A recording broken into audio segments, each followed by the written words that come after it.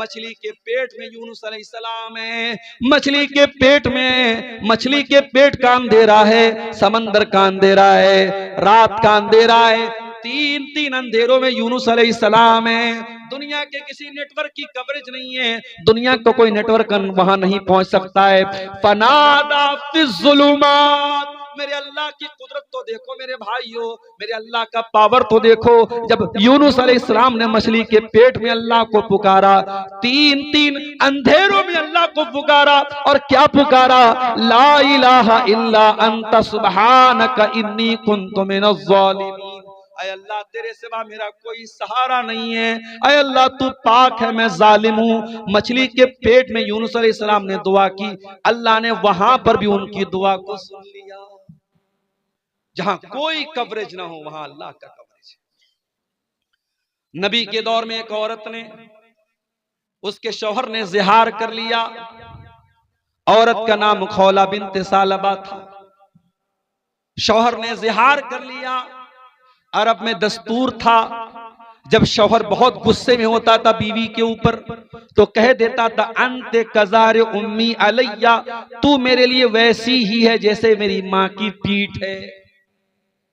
इसीलिए उलमा कहते हैं कि औरत अगर आपके निकाह में है, बीवी अगर है, तो बीवी को प्यार मोहब्बत में आप बाबू बोल दें, सोना बोल दें, जानू बोल दें, मगर बाज लोग बीवी को बेटा बोल देते हैं, नहीं बोलना चाहिए।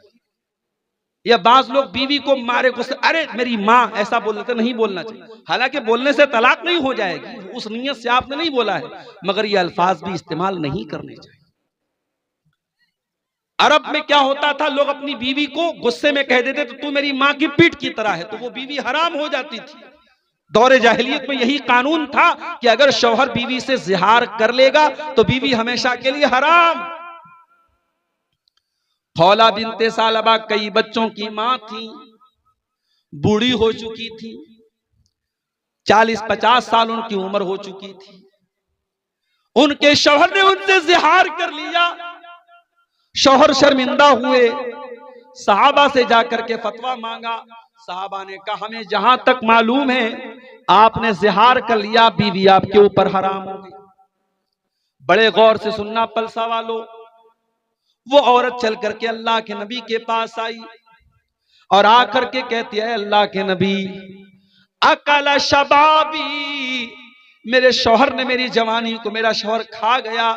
मैं निकाह करके आई थी, जवान थी, आज अधेड़ हो चुकी हूं, 50 साल मेरी उम्र हो चुकी है। अय अल्लाह के नबी, जवानी तो मेरी खा गया और आज बुढ़ापे में मुझसे जिहार कर लिया है, मैं छोटे छोटे बच्चों को लेकर के कहां जाऊंगी? अय अल्लाह के नबी, मेरे मायके में भी कोई नहीं है, मेरा कोई भाई बहन भी नहीं है, मैं कहां जाऊंगी, किसके दर पे जाऊंगी? नबी अकरम ने फरमाया, अय खौला बिन्ते सालबा, अगर तुम्हारे शौहर ने तुमसे जिहार कर लिया है तो मेरे पास तुम्हारा कोई सॉल्यूशन नहीं है, तुम अपने शौहर के ऊपर हराम हो चुकी हो। इतना कह करके वो औरत रोने लगी और अल्लाह के नबी ने इतना कह करके दरवाजा बंद कर लिया। हो लोगो, तुमने तो नारे लगा के रखे हैं कि हम तो रसूल के दरबार से जाके हर चीज ले लेंगे, यहां तो रसूल ने भी अपना दरवाजा बंद कर लिया है। वो औरत रोती हुई घर आती है और आकर के वजू करती है, मुसल्ला बिछाती है और अल्लाह की बारगाह में सजदे में गिर जाती है और कहती है, अल्लाह, मेरा सजदे से, तेरी बारगाह में ये सजदे से सर तब तक न उठेगा जब तक तू मेरे बारे में कुरान की कोई आयत नाजिल न कर देगा, जब तक मेरे बारे में शरीयत का कोई हुक्म नाजिल न कर देगा। अय अल्लाह, मैं तेरी दुखियारी बंदी कहां जाऊंगी? आज तेरे नबी ने भी अपना दरवाजा बंद कर लिया है, तेरे नबी से मैंने झगड़ा किया, बहस किया, मगर उन्होंने भी कोई सुनवाई नहीं की और उन्होंने भी कह दिया कि मैं अपने शौहर के ऊपर हराम हो चुकी हूं। अय अल्लाह, अब तू ही कोई रास्ता निकाल दे। ये कह करके खौला बिन्ते सालबा अल्लाह की बारगाह में सजदा करके रोने लगती है। दुआ का बड़ा बेहतरीन जो उसकी जगह है वो सजदा है। अगर आपको कोई दुआ अल्लाह से करनी है, कोई चीज मांगनी है, जिनके घर में औलाद नहीं है उनको तरीका बता रहा हूं, जो नौकरी के लिए परेशान है उनको तरीका बता रहा हूं, जो रोजगार के लिए परेशान है उनको तरीका बता रहा हूं। रात के आखिरी पहर में उठो, जिस पहर में दुनिया सो रही है, ये टाइम अल्लाह को मनाने का टाइम है। ये वो टाइम है जब अल्लाह खुद आसमान दुनिया पर नाजिल होता है और कहता है मेरे बंदो मुझसे मांगो मैं तुम्हें दूंगा। ये जो रात का आखिरी पहर है, फजर के 2 घंटा 1.5 घंटा पहले का जो टाइम, ये बड़ा प्यारा टाइम है। और यही वो टाइम है ततजाफा जुनूबुहुम अनिल मज़ाज यदऊन रब्बहुम खौफन व तमा। अल्लाह के नेक बंदे उसी टाइम बिस्तर से अलग होकर के अल्लाह को पुकारते रहते हैं, यदऊन रब्बहुम खौफन व तमा, वो अल्लाह के अजाब से डरते भी हैं और अल्लाह से रहमत की उम्मीद भी लगाते हैं। ओ औलाद से महरूम जोड़ो, ओ रोजी रोटी से परेशान लोगो, ओ कारोबार से परेशान लोगो, रात में उठा करो, तहज्जुद पढ़ा करो और तहज्जुद के सजदे में गिर करके अल्लाह से अपना सवाल करो, अल्लाह से मांगो तुम्हें जो मांगना है। खौला बिनते सलमा अल्लाह से दुआ करती हैं और अल्लाह कुरान की आयत नाजिल कर देता है, कद समिअल्लाहु कौलल्लती तुजादिलुका फी ज़ौजिहा व तश्तकी इलल्लाह। ऐ मेरे नबी, अल्लाह ताला ने उस औरत की फरियाद को सुन लिया जो आपसे आकर के झगड़ा कर रही थी। तश्तकी इलल्लाह, आपसे झगड़ा कर रही थी और अल्लाह से शिकवा कर रही थी। वल्लाहु यस्मउ तहावुरकुमा, और ऐ नबी जब आप उस औरत से बातचीत कर रहे थे, अल्लाह ताला आपकी और उस औरत की बातचीत को सुन रहा था। हजरत आयशा कुरान की आयत के नाजिल होने के बाद कहती हैं, बड़ी पाक है वो ज़ात जो अर्श के ऊपर मुस्तवी है, जो 7वां आसमान के ऊपर अर्श पर उसकी जात है, लेकिन वो अर्श वाली जात अपनी बंदी की बातचीत को सुन रही थी। अल्लाह ताला अपनी उस बंदी की बातचीत को सुन रहा था, जबकि मैं वो आना फी नाहियतिल बैत, मैं उसी घर के कोने में थी, मैं उस औरत की बात नहीं सुन पाई, मगर नबी से उस औरत ने जो बातचीत की वो अल्लाह ताला ने सुनी। ये ईमान होना चाहिए, अल्लाह का वो डर होना चाहिए हमारे अंदर। दुनिया में कोई देखे या ना देखे, अल्लाह देख रहा है, और अल्लाह जो देख रहा है मेरे प्यारे साथियों, तो अल्लाह हिसाब भी लेगा। वमन यामल मिस्काल ज़र्रतिन खैरन यरा, जर्रा बराबर तुम कोई नेकी करोगे वो भी सामने देख लोगे। वमन यामल मिस्काल ज़र्रतिन शर्रन यरा, और जर्रा बराबर तुम कोई गुनाह करोगे वो भी तुम अपने सामने देख। अल्लाह के तराजू पर सबको तौला जाएगा। फमन यामल मिस्काल ज़र्रतिन खैरन यरा, अल्लाह के तराजू पर तुम्हारे नामे आमाल में अगर कोई नेकी होगी तुम उसको भी सामने देख लोगे। वमन यामल मिस्काल ज़र्रतिन शर्रन यरा, और जर्रा बराबर नामे आमाल में कोई गुनाह होगा वो भी तुम देख लो। अल्लाह के रसूल के पास एक सहाबी आए, आए अल्लाह के नबी, मेरे कुछ गुलाम हैं, बड़ी बदतमीजी मेरे साथ करते हैं, बड़ी नाफरमानी करते हैं, मैं उनको गाली भी दे देता हूँ, कभी कभी मार भी देता हूँ। आए अल्लाह के नबी, कहीं अल्लाह ताला क्या मेरी पकड़ तो नहीं होगी, कहीं मुझको सजा तो नहीं दी जाए। आपने फरमाया, ऐ मेरे सहाबी, तुम्हारे जो गुलाम तुम्हारी नाफरमानी करते हैं, तुम्हारे साथ जो बदतमीजी करते हैं, अल्लाह ताला के उसको भी तौला जाएगा, और तुम जो सजा देते हो उसको भी तौला जाएगा।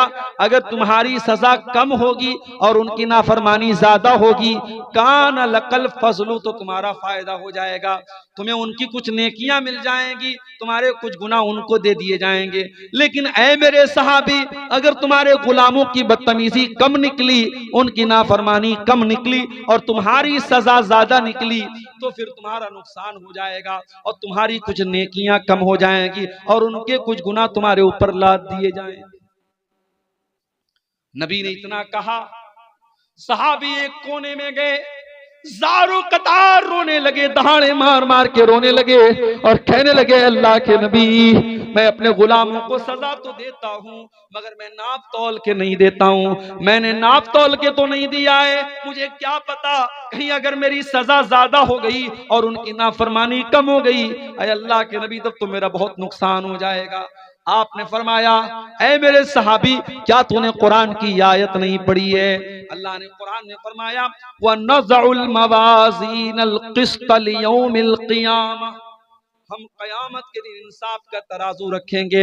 व इन काना मिस्काल हब्बतिन मिन खरदलिन अतैना बिहा, और एक राई के दाने के बराबर भी अगर कोई चीज होगी अल्लाह के तराजू पर तुम्हारे सामने आ जाएगी।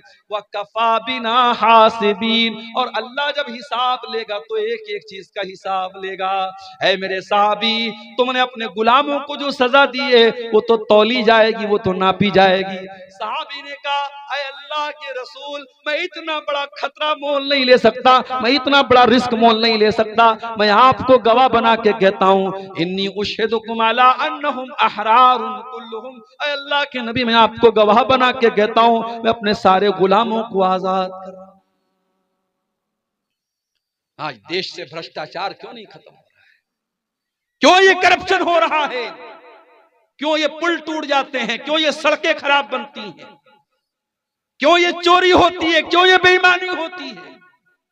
क्योंकि डर का एहसास नहीं है, जवाबदेही का एहसास नहीं, किसी को जवाब देना है। स्कूल में पढ़ाने वाला टीचर, फोन आ गया, अधिकारी आ रहा है, टीचर होशियार हो जाता, अधिकारी आ रहा है, बच्चों जल्दी से किताब खोल लो। टाइम से सारे टीचर स्कूल में आ गए, अधिकारी आ रहा है। तुम्हें दुनिया के ऑफिसर का इतना डर है कि तुम दुनिया के ऑफिसर के आने पर अपने काम को सही तरीके से करने लगते हो। काश है दुनिया वालों, तुमको अपने ऊपर उस जात का भी इतना डर पैदा हो जाए, उसकी पकड़ का भी इतना डर पैदा हो जाए, जो हर लम्हा तुम्हारे ऊपर नजर रखे हुए, जो तुम्हारी एक एक एक्टिविटी को जो जात देख रही है। मेरे प्यारे भाइयों, दुनिया में स्कूल में बच्चा फेल हो जाता है, स्टूडेंट फेल हो जाता है, उसका रिजल्ट उसको दिया जाता है। स्कूल में बच्चे के माँ बाप बात दे कहते, हमारा बच्चा तो बहुत अच्छा इम्तिहान दे के गया, आपने फेल कैसे कर दिया? स्कूल वाले कहते हैं, ठीक है, अपने आपके बच्चे की कॉपी निकलवा लेते हैं। बच्चे की कॉपी निकलवाई जाती है और कॉपी दिखा करके टीचर दिखा देता है, देख लीजिए आपके बच्चे ने क्या लिखा था और क्या उसको नंबर मिला है। ये दुनिया का एक सिस्टम है। कयामत के दिन का सिस्टम क्या होगा? अल्लाह फरमाता है, ओ मेरे बंदो कान खोल करके सुन लो, वकुल्ला इंसान अलज़मनाहु ताइरहु फी उनुक़िही व नुख़रिजु लहू यौमल क़ियामति किताबन यल्क़ाहु मंशूरा। ऐ मेरे बंदो, हम कयामत के दिन हर इंसान की गर्दन में उसका नाम-ए-आमाल टांग देंगे, उसकी जिंदगी भर की किताब टांग देंगे, उसका जिंदगी भर का कच्चा चिट्ठा उसकी गर्दन में टांग देंगे और हम कहेंगे, इक़रा किताबका कफ़ा बिनफ़्सिकल यौमा अलैका हसीबा। ऐ मेरे बंदे, आज हम तेरा हिसाब नहीं लेंगे, आज तू खुद अपना हिसाब कर ले। तेरी किताब क्या बोल रही है, तेरे नामे आमाल क्या बोल रहे हैं, तो खुद अपना हिसाब कर ले, हमें कुछ बताने की कहने की जरूरत नहीं है। दुनिया में अपराधी जेल में जाता है, बड़ा अपराधी होता है तो जेल में उसके वीआईपी ट्रीटमेंट मिलता है, जेलर से उसकी दोस्ती हो जाती है। बाज अपराधियों के बारे में तो यहां तक मिला कि उनको जेल में एसी कमरा मिलता है, पसंद का खाना मिलता है, मुर्गा मिल रहा है, मटन मिल रहा है। जेल न हुई साहब, घर से अच्छा हो गया। अल्लाह ताला के ऐसा कोई सिस्टम नहीं है। अल्लाह के यहां जो मुजरिम है उसको कोई बचाने वाला नहीं है। और कयामत के दिन अगर मुजरिम सोचेगा मैं झूठी गवाही दे के बच जाऊं, मैं झूठ बोल के बच जाऊं, अल्लाह फरमाता है, अल यौमा नख्तिमु अला अफवाहिहिम व तुकल्लिमुना अयदीहिम व तशहदु अर्जुलुहुम बिमा कानू यक्सिबून। मेरे बंदो, हम तुम्हारे मुंह पर आज मुहर लगा देंगे। आज तुम्हारा हाथ तुम्हारे खिलाफ गवाही देगा, तुम्हारा पैर तुम्हारे खिलाफ गवाही देगा। हाथ बोलेगा क्या क्या तुमने किया है, पैर बोलेगा क्या क्या। हत्ता इज़ा मा जाऊहा शहीदा अलैहिम समूहुम व अबसारुहुम व जुलूदुहुम बिमा कानू यामलून। इंसान के कान उसके खिलाफ गवाही देंगे, इंसान की आंखें उसके खिलाफ गवाही देंगी, इंसान की चमड़ी उसके खिलाफ गवाही देगी। वक़ालू लिजुलूदिहिम लिमा शहीदतुम अलैना, और इंसान अपनी चमड़ी से कहेगा तू कैसे बोल रही है। कालू अंतकनल्लाहुल्लज़ी अंतक कुल्ल शै, इंसान की चमड़ी कहेगी आज अल्लाह ने हमको बोलना सिखाया, हम बोल सकते हैं। जब आज एआई का दौर आ गया, एआई के दौर में इतनी चीजें जो इम्पॉसिबल थी पॉसिबल हो गई। आप यहां बैठे हैं, यहां पलसा में बैठे, आपका फोटो मैंने यहां लिया है और उस फोटो को मैं वीडियो बना के ताजमहल के पास आपको पहुंचा सकता हूं, जामा मस्जिद के पास आपको पहुंचा सकता हूं। एआई के जरिए सब मुमकिन है। तो जब एआई के जरिए इंसान इतनी तरक्की कर सकता है, तो वो अल्लाह जिसने इंसान को इतना दिमाग दिया है, मेरे प्यारे साथियों, कल कयामत के दिन वो अल्लाह तबारक व तआला हमारी चमड़ी को भी हमारे खिलाफ गवाह बना करके खड़ा कर देगा। अब जरा सोचो, हमारा हाथ हमारे खिलाफ गवाही दे रहा है, हमारे पैर हमारे खिलाफ गवाही दे रहे हैं, हमारी चमड़ी हमारे खिलाफ गवाही दे रहे हैं। मेरे प्यारे साथियों, इन तमाम चीजों से अगर हमें बचना है तो हमें फिर कुरान की उसी आयत की तरफ लौटना पड़ेगा जो खुतबे मसनूना के बाद मैंने पढ़ी थी। हमें अल्लाह के जिक्र से अपना ताल्लुक जोड़ना पड़ेगा। मैं ये नहीं कहता कि आप कारोबार ना करें, आप रोजी रोटी ना कमाएं, यकीनन बेशक आप खूब पैसा कमाएं, हमारे मदरसे नहीं चलेंगे अगर आप पैसा नहीं कमाएंगे, हमारी मस्जिदें बंद हो जाएंगी अगर आप पैसा नहीं कमाएंगे। आपका पैसा कमाना, दौलत कमाना ये बुरा नहीं है, मगर दौलत को सब कुछ समझ लेना ये बुरा है। इसीलिए अल्लाह ने हमें जो दुआ सिखाई कुरान में, रब्बना आतिना फिद दुनिया हसना व फिल आखिरति हसना व क़िना अज़ाबन नार। ऐ अल्लाह, हमको दुनिया में भी तू भलाई अता फरमा और आखिरत में भी हमको भलाई अता फरमा और जहन्नम की आग से हमको बचा ले। और इसीलिए अल्लाह ताला ने कारून जैसे पैसे वाले को नसीहत की, फरमाया वब्तग़ि फ़ीमा आताकल्लाहु दारल आखिरा। ऐ कारून, तुझको जो दौलत मिली, जो पैसा मिला, इस दौलत के जरिए तू आखिरत की तैयारी कर। वला तंसा नसीबक मिनद दुनिया, और दुनिया में जो तेरा हक है उसको तू मत भूल। दुनिया में जो तेरा हक है, जो हिस्सा है, उसको मत भूल, लेकिन आखिरत की तैयारी कर। मेरे प्यारे साथियों, हमारा जो बुनियादी मकसद होना चाहिए वो आखिरत की तैयारी होना चाहिए। दुनिया की ये 4 दिन की जिंदगी है, ये दगाबाज जिंदगी है, ये बेवफा जिंदगी है, ये धोखे का सामान है। इस दुनिया की जवानी हमेशा नहीं, इस दुनिया की ताकत हमेशा नहीं, इस दुनिया की खूबसूरती हमेशा नहीं, इस दुनिया की दौलत हमेशा नहीं। जिस दिन सांस टूटेगी, जिस दिन दिल की धड़कन बंद होगी, सब ठाट पड़ा रह जाएगा। जब लाद चलेगा बंजारा, न हमारी कफन में कोई जेब होगा, न हमारी कब्र में हमको कोई रोशनी करने वाला न होगा, न हमारे बच्चे हमारे साथ कब्र में उतरेंगे, सब हमें छोड़ के मिट्टी दे के हाथ झाड़ के चले जाएंगे। जब कब्र पर हमें लोग मिट्टी देंगे तो गोया कहेंगे लहद तक आपकी ताजीम कर दी, लहद तक आपकी ताजीम कर दी, अब आगे आपके आमाल जाने। अब यहां तक हमने आपकी इज्जत कर दी, कब्र में आपको लेके चले आए, कफना दिया, दफना दिया, अब आगे आपको फेस करना है। मेरे प्यारे साथियों, इसीलिए इन मदरसों को चलाओ, इन मदरसों को कायम रखो। इस दौर में ये मदरसे हैं जो बताते हैं कि अल्लाह कौन है, ये मदरसे हैं जो बताते हैं रसूल कौन है, ये मदरसे हैं जो बताते हैं दीन क्या है।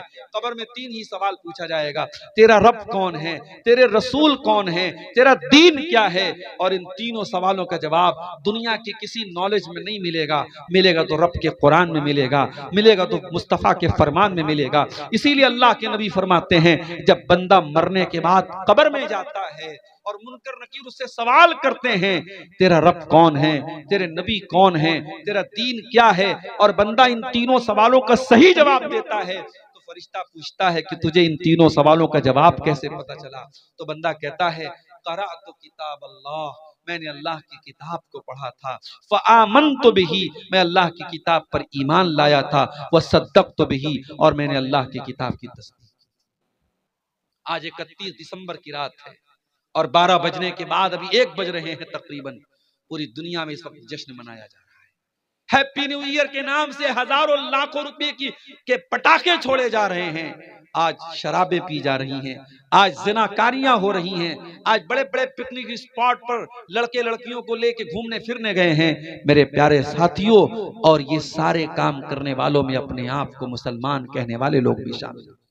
हमें दूसरों से शिकवा नहीं है, हमें शिकवा है उनसे जो अपने आप को मुसलमान कहते हैं। और हमें इकबाल का वो शेर याद आता है, वज़ा में तुम हो नसारा तो तमद्दुन में हुनूद, वज़ा में तुम हो नसारा तो तमद्दुन में हुनूद। ये मुसलमान है जिन्हें देख के शर्माए यहूद। हमारी कौन सी हरकत ऐसी है जो हमको मुसलमान दिखा रही है? जब हमारा रहन सहन, हमारी औरतों का लिबास, हमारी चाल ढाल सब कुछ ये बता रही है कि हमारा इस्लाम से कोई लेना देना नहीं है, तो फिर हम किस चीज के मुसलमान हैं मेरे प्यारे साथियों? इसलिए हमें और आपको कुरान की उस आयत पर अमल करना चाहिए, या अय्युहल्लज़ीना आमनू उदखुलू फिस्सिल्मि काफ़ा। ऐ ईमान वालो, अधूरे मुसलमान मत बनो, दावेदारी वाले मुसलमान न बनो, ज़बानी मुसलमान न बनो, इस्लाम में पूरे के पूरे दाखिल हो जाओ। अगर इस्लाम को फॉलो करते हो तो तुम्हारे लिबास से भी पता चलना चाहिए कि तुम मुसलमान हो, तुम्हारी औरत के पर्दे से भी पता चलना चाहिए कि तुम मुसलमान हो, तुम्हारी औलाद के चाल चलन से भी पता लगना चाहिए कि तुम मुसलमान हो, तुम्हारे शादी ब्याह से पता लगना चाहिए कि तुम मुसलमान हो। आज कितने जगहों पर, कानपुर में अभी एक प्रोग्राम में मैं गया, बताया वहां लोगों ने मुसलमान की शादी में डीजे बज रहा है। अपने आप को अहले हदीस कहने वाले कुछ लोग भी ऐसे हैं वहां जो आज अपने शादियों में डीजे बजवा रहे हैं और गाने नाच गाने करवा रहे हैं। ये शर्म से चुल्लू भर पानी में डूब मरने की बात है। अगर हमारी शादियों में और गैरों की शादियों में कोई फर्क नहीं है तो फिर हम काहे के मुसलमान हैं? नबी ने फरमाया, मन तशब्बह बिकौमिन फहुवा मिनहुम, जो किसी कौम की नकल करे वो उन्हीं में से। इसीलिए ये बर्थडे मनाना, ये एनिवर्सरी मनाना, ये सालगिरह मनाना, ये नया साल मनाना, ये मदर्स डे मनाना, ये फादर्स डे मनाना, ये चोंचलेबाजी इस्लाम में नहीं है। माफ कीजिए, अगर फादर से मोहब्बत है, बाप से मोहब्बत है, तो बाप के लिए फादर्स डे का इंतजार ना करो, रोजाना टाइम निकालो, बाप के साथ बैठो, बाप के सुख दुख में शामिल हो जाओ। और ये बात याद रखो, तुम दुनिया में जितनी भी तरक्की कर लो, तुम अपने बाप के बेटे ही रहोगे। बाप के एहसानात से तुम कभी पीछा नहीं छोड़ा सकते मेरे साथ। बाप जब तक जिंदा है तुम्हें कदर नहीं हो रही है, जिस दिन बाप जाएगा तुम्हें अंदाजा होगा कितने बोझ थे जो तुम्हारा बाप अपने सर पे उठाता था, और तुमको तुम्हारे बाप ने बिल्कुल तुमको उससे बरी करके रखा था, तुम्हें बेखौफ करके रखा था।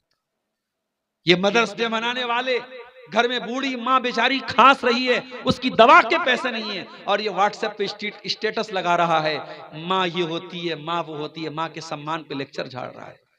ये चोंचले बाजियां इस्लाम की नहीं है मेरे प्यारे साथ, इस्लाम बरी है इनसे।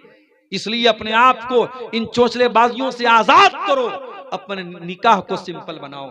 निकाह में लड़के को वलीमा करना है, वलीमा की ताकत है तो वलीमा करो, वो भी ताकत नहीं तो वलीमा फर्ज नहीं, जरूरी नहीं है वलीमा। और मैं कभी कभी सोचता हूं, लोग बैंक से लोन लेके शादियां करते हैं। इसी बिहार में मेरे पास नमूने मौजूद हैं, लोगों ने बताया मौलाना अपना खेत बेच के लड़की की शादी लोग करते हैं, जमीनें बेच के लड़की की शादी करते हैं। और ये सारी कुर्बानी देकर जब आप शादी करते हैं और लोगों को दावत खिलाते हैं, तो ये बेगैरत लोग आपके यहां आकर के दावत खाएंगे, हाथ धो के चले जाएंगे और कहेंगे अरे यार खाना बहुत अच्छा नहीं था, चावल ऐसा था तो गोश्त ऐसा था तो रोटी ऐसी थी, वो कमेंट करके चले जाएंगे। इसका मतलब यह हुआ कि हम हजारों लोगों को जो खाना खिला रहे हैं अपनी गाड़ी कमाई से, कर्जे लेकर, लोन लेकर, ये हमारे कोई खैर खा लोग नहीं है। कहीं कहीं तो बारात लौट गई है साहब, बारात के मतलब का नाश्ता नहीं मिला, बारात के मतलब का खाना नहीं, बारात लौट जाती है। इतने बेगैरत हो चुके हैं मेरे प्यारे साथियों। हमारा एक इंसान न जाने कहां कहां से इंतजाम करके अपनी बेटी की शादी करता है, उसकी इज्जत का सवाल होता है, और वहां बाराती जाकर के वहां एटीट्यूड दिखाता है कि हमें ये नाश्ता चाहिए और हमें वो नाश्ता, हमें देसी मुर्गा चाहिए और हमें ये चाहिए। वहां जाकर के तुम नौटंकी करते हो, चुल्लू भर पानी में डूब मरना चाहिए।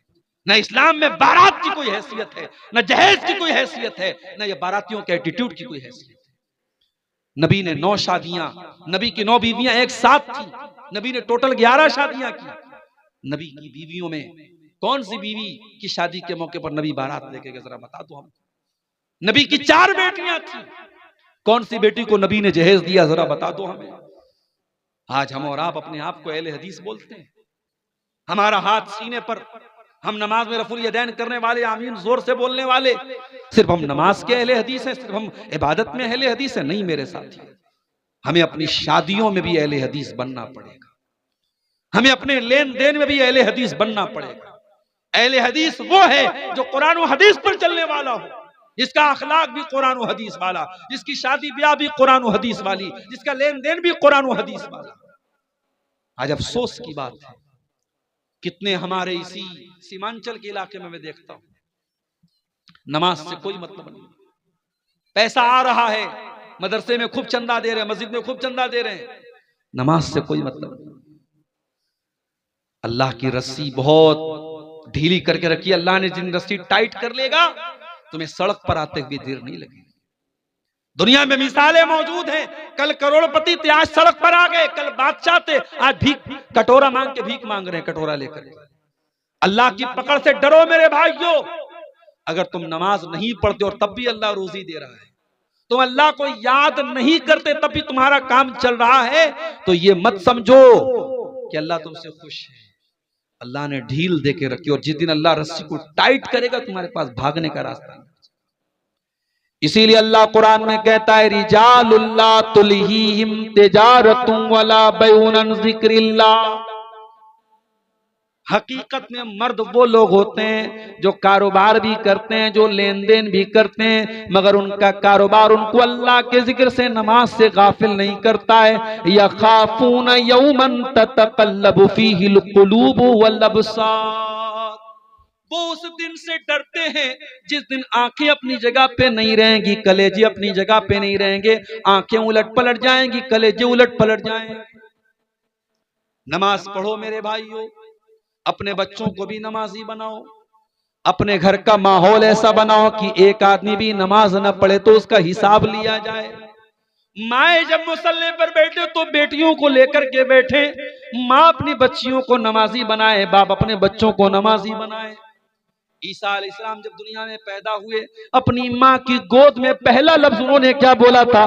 काला इन्नी अब्दुल्लाह, मैं अल्लाह का बंदा हूँ। आतानियल किताब व जालनी नबिया, अल्लाह ने मुझको अपनी किताब दी, अल्लाह ने मुझको अपना नबी बनाया। व जालनी मुबारकन ऐनमा कुन्तु व औसानी बिस्सलाह, और अल्लाह ने मुझे बरकत वाला बनाया, और अल्लाह ने मुझे नमाज का हुक्म दिया है।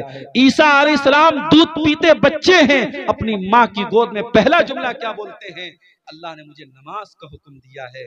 अगर ईसा अपनी माँ की गोद में नमाज की बात कर रहे हैं, तो मेरे प्यारे साथियों, हमारी और आपकी जिंदगी में भी नमाज होनी चाहिए। आइए, ये रात का सुहाना वक्त है, हम इस वक्त में ये अज़्म करें, ये अहद करें, और यहां से ये अहद करके जाएं कि अगर हमारी जिंदगी में नमाज नहीं है तो हम नमाज लाएंगे, अगर हमारी जिंदगी में अल्लाह का जिक्र नहीं है तो हम जिक्र लाएंगे, हम अल्लाह को याद करेंगे। और याद रखो मेरे भाइयों, मुल्क के हालात बहुत अच्छे नहीं है। अभी इस मुल्क में एक मुफ्ती साहब ने जब एक गैर मुस्लिम को, गैर मुस्लिम ही उसको कहा जाएगा, जो अल्लाह को नहीं मानता वो मुसलमान कहाँ है, एक मुल्हिद को एक मुसलमान आलिम दीन ने जब उसको लाजवाब कर दिया, तो ये बात बहुत सारे लोगों को हजम नहीं हुई। अब मुफ्ती साहब के पुराने पुराने वीडियोस निकाल करके मुफ्ती साहब के खिलाफ एक माहौल बनाया जा रहा है, और दुआ कीजिए अल्लाह खैर का मामला करे, वरना बहुत बड़ी मुसीबत में मुफ्ती साहब को डालने की कोशिश हो रही है। हालात ये है मेरे प्यारे साथियों, और इन हालात में हमारी जिम्मेदारी क्या है? हमारी बहुत बड़ी जिम्मेदारी ये है कि हम अल्लाह से अपना ताल्लुक मजबूत करें मेरे साथियों। अगर अल्लाह हमसे नाराज रहेगा तो हम दुनिया में कभी इज्जत नहीं पा सकते। इज्जत और जिल्लत अल्लाह के हाथ में। वलिल्लाहिल इज्जत वलि रसूलिही वलिल मोमिनीन, इज्जत अल्लाह के लिए, इज्जत रसूल के लिए, इज्जत ईमान वालों के लिए। व तुइज्जु मन तशा व तुज़िल्लु मन तशा, अल्लाह जिसे चाहता है इज्जत देता है, अल्लाह जिसे चाहता है जिल्लत देता है। अगर हमें दुश्मन की चाल से बचना है, अगर हमें जालिमों के जुल्म से बचना है, तो हमें अल्लाह से अपना ताल्लुक मजबूत करना पड़ेगा मेरे साथियों। इसीलिए अल्लाह कुरान में कहता है फज़कुरूनी अज़कुरुकुम वश्कुरूली वला तकफुरून, मुझे याद करो मैं तुम्हें याद करूंगा। ऐ मेरे बंदो, जब तुम्हारी जिंदगी में हमारा जिक्र होगा, जब तुम हमको याद करोगे तो हम तुमको याद करेंगे, जब तुम हमारा शुक्रिया अदा करोगे तो हम तुम्हें दुनिया में इज्जत देंगे। मेरा शुक्रिया अदा करो, मेरी नाशुक्री मत करो। इसीलिए अल्लाह ताला को अगर हम याद करेंगे तो अल्लाह ताला हर मौके पर हमको याद रखेगा और हम पर अपने कर्म की बारिश करेगा। इसलिए मेरे साथियों, मुल्क के मौजूदा हालात में जब हमें अपनी जान के मुतालिक, अपनी मसाजिद के मुतालिक, अपनी आबरू के मुतालिक, अपने वजूद के मुतालिक हमें बहुत सारे खतरात और अंदेशे हैं, ऐसे नाजुक मोड़ पर हम हिंदुस्तान में इस वक्त खड़े हैं। हमें और आपको अल्लाह से अपने ताल्लुक को मजबूत करने की जरूरत है मेरे प्यारे साथियों। और कुरान की वही आयत में फिर से रिपीट कर रहा हूं, वमन आरज़ा अन ज़िक्री फ़इन्न लहू मईशतन ज़नका, कि जो मेरे जिक्र से मुंह मोड़ेगा हम उसकी जिंदगी को तंग बना देंगे और उसे कयामत के दिन हम अंधा बना करके उठाएंगे। मेरे प्यारे साथियों, जलसे के जिम्मेदारान ने मुझसे एक बात की कही थी कि कुछ लोग अभी तक ऐसे हैं इस जलसे में जिन्होंने जलसे को ताउन नहीं किया है और वो आपके हाथ पे आकर के कुछ ताउन करना चाहते हैं। जलसे वालों ने मुझसे गुजारिश की थी कि बहुत पिछड़ा इलाका है और यहाँ इदारे के लिए ताउन की जरूरत है। ये इन्होंने भाई साहब ने अच्छा अच्छा अच्छा इन्होंने अपने वालिद साहब की तरफ से जो है ये 1000 रुपये का ताउन पेश किया है। जज़ाकल्लाहु खैरा, अल्लाह ताला इनके ताउन को कबूल फरमाए। आप लोग भी आगे बढ़िए, अब वक्त जो है ख़त्म हो चला है, तकरीर अपने आखिरी मरहले में है। आप हजरात आगे बढ़ें और जो लोग अभी तक इस मदरसे को ताउन नहीं किए हैं वो आगे बढ़ करके इस इदारे को ताउन दें। अल्लाह ताला आपके सदक़ात और खैरात। कुछ सवालात की बात की आए हैं क्या? कुछ सवालात दीजिए दीजिए।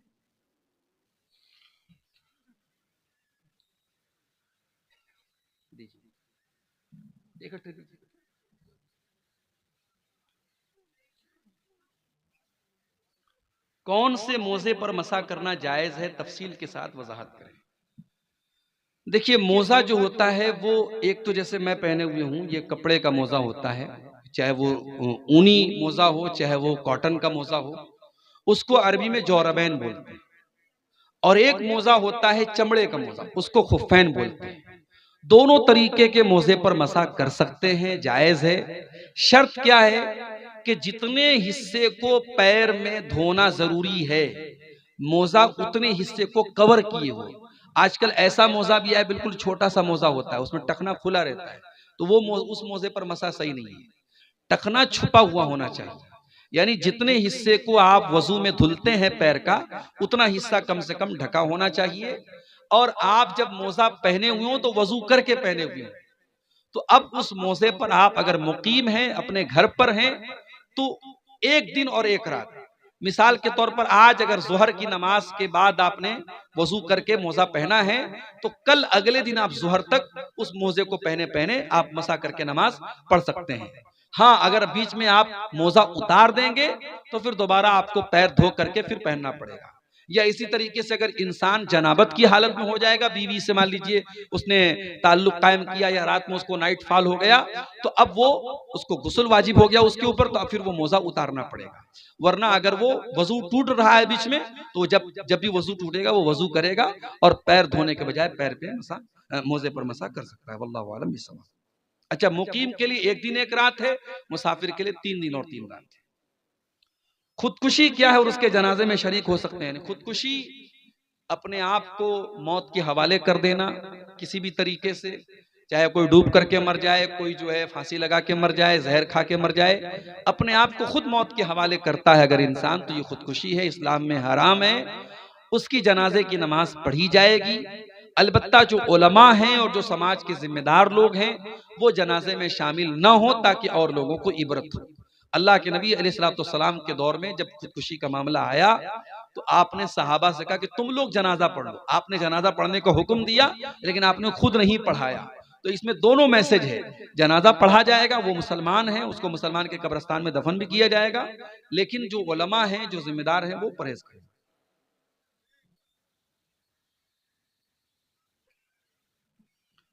नमाज बाजमात मुक्तदी सूरह फातिहा के अलावा कोई सूरत पढ़े या नहीं? जरूरी तो सिर्फ सूरह फातिहा है। अगर आप इमाम के पीछे नमाज पढ़ रहे हैं तो जरूरी सिर्फ सूरह फातिहा है। अब अगर जैसे सिर्री नमाज है, जोहर की नमाज है, असर की नमाज है, तो उसमें आप इमाम के पीछे सूरह फातिहा के साथ कोई और सूरत भी पढ़ना चाहे तो पढ़ सकते हैं। लेकिन जो जहरी नमाज है, मगरिब, इशा और फजर, उसमें आपको इमाम के पीछे सूरह फातिहा पढ़ के खामोश रहना है और इमाम की तिलावत सुननी है। कादा के बाद आखिरी 2 रकातों में मुक्तदी और इमाम दोनों सूरह फातिहा के अलावा भी और कोई सूरह शामिल करें या ना करें? जो ज्यादा राजे बात है, जो अल्लाह के रसूल सल्लल्लाहु अलैहि वसल्लम की जो आम सुन्नत थी वो यही थी कि बात की जो 2 रकातें हैं उसमें सिर्फ सूरह फातिहा पढ़ी जाएगी। लेकिन कभी अल्लाह के रसूल उसमें कोई सूरत भी पढ़ लेते थे तो पढ़ सकते हैं, लेकिन आम तरीका अल्लाह के नबी का यही था कि आप उसमें सिर्फ सूरह फातिहा पढ़ते थे, जो तीसरी और चौथी रकात होती है। मियाँ बीवी में से कोई ज़िना करे और फिर उनमें से किसी को पता चल जाए, उनमें से कोई एक दूसरे को अपनी गलती बता दे, तो मियाँ या बीवी उसकी वजह उस वक्त क्या करे? देखिए, शरीयत में ऐसे मौके पर अगर शौहर बीवी के ऊपर शक कर रहा है या उसने ज़िना करते हुए देखा है, मान लीजिए, या बीवी मान लीजिए इकरार ही कर लिया कि मैंने ज़िना किया है, लेकिन इस्लाम में किसी के सिर्फ इकरार कर लेने से तो मसला हल होता नहीं है, या किसी पर इल्जाम लगा देने से मसला नहीं हल होता है। इस्लाम में जिना एक बहुत बड़ा क्राइम है और उसके लिए 4 गवाह की जरूरत है।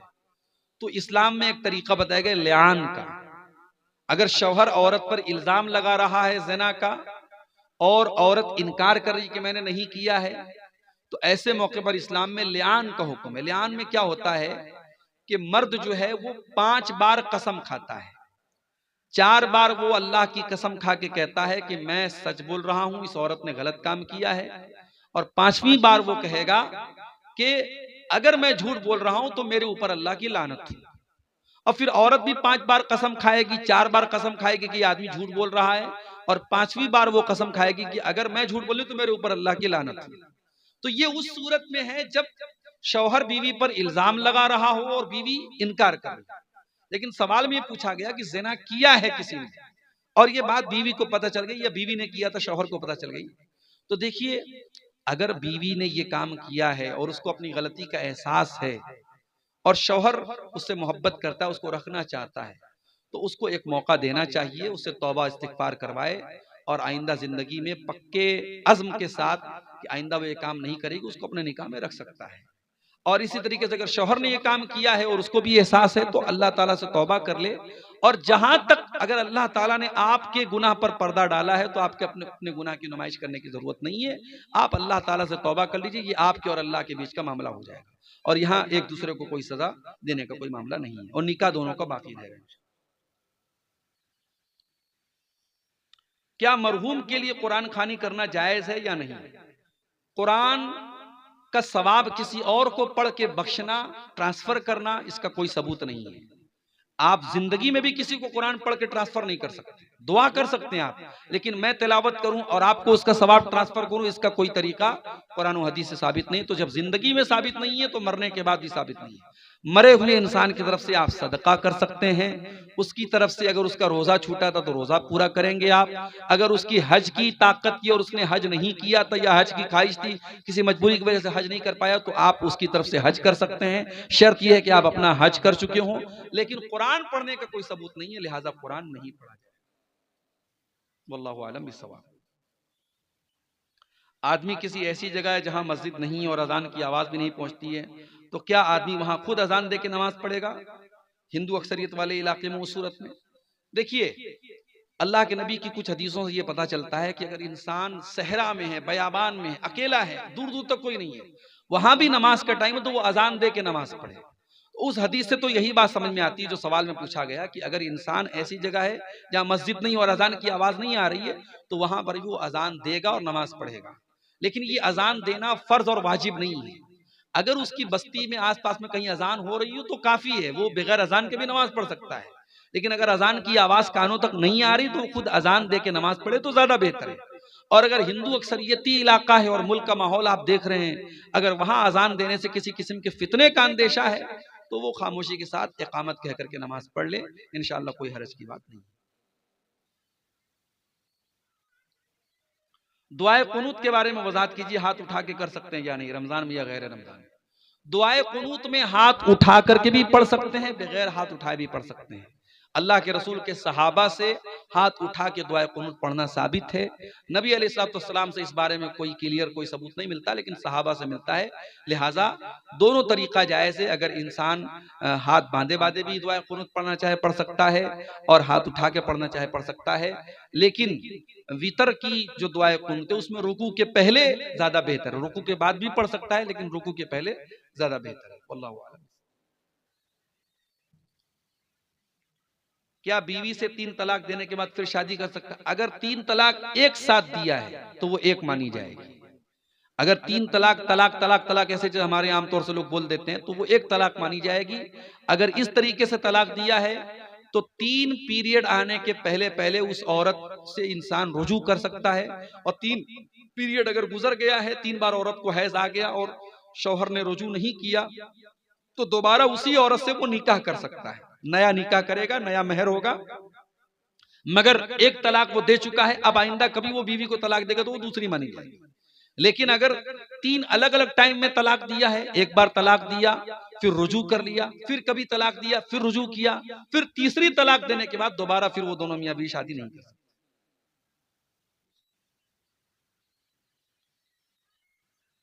गैर मुस्लिम के लिए भलाई की दुआ कर सकते हैं? कर सकते हैं। गैर मुस्लिम की भलाई के लिए दुआ कर सकते हैं, हिदायत के लिए भी दुआ कर सकते हैं, है ना। उसके लिए सिर्फ मगफरत की दुआ नहीं कर सकते। जब तक वो गैर मुस्लिम है मगफरत की दुआ नहीं करेंगे। उसकी हिदायत के लिए, उसकी भलाई के लिए। कोई गैर मुस्लिम आपका दोस्त है, वो कारोबार कर रहा है, ठीक है भाई अल्लाह तुम्हारे कारोबार में बरकत दे, ऐसा बोल सकते, कोई हर्ज की बात नहीं। जहेज लेना नाजायज है, लेकिन फिर भी लड़की वाले दे तो क्या ले सकते हैं?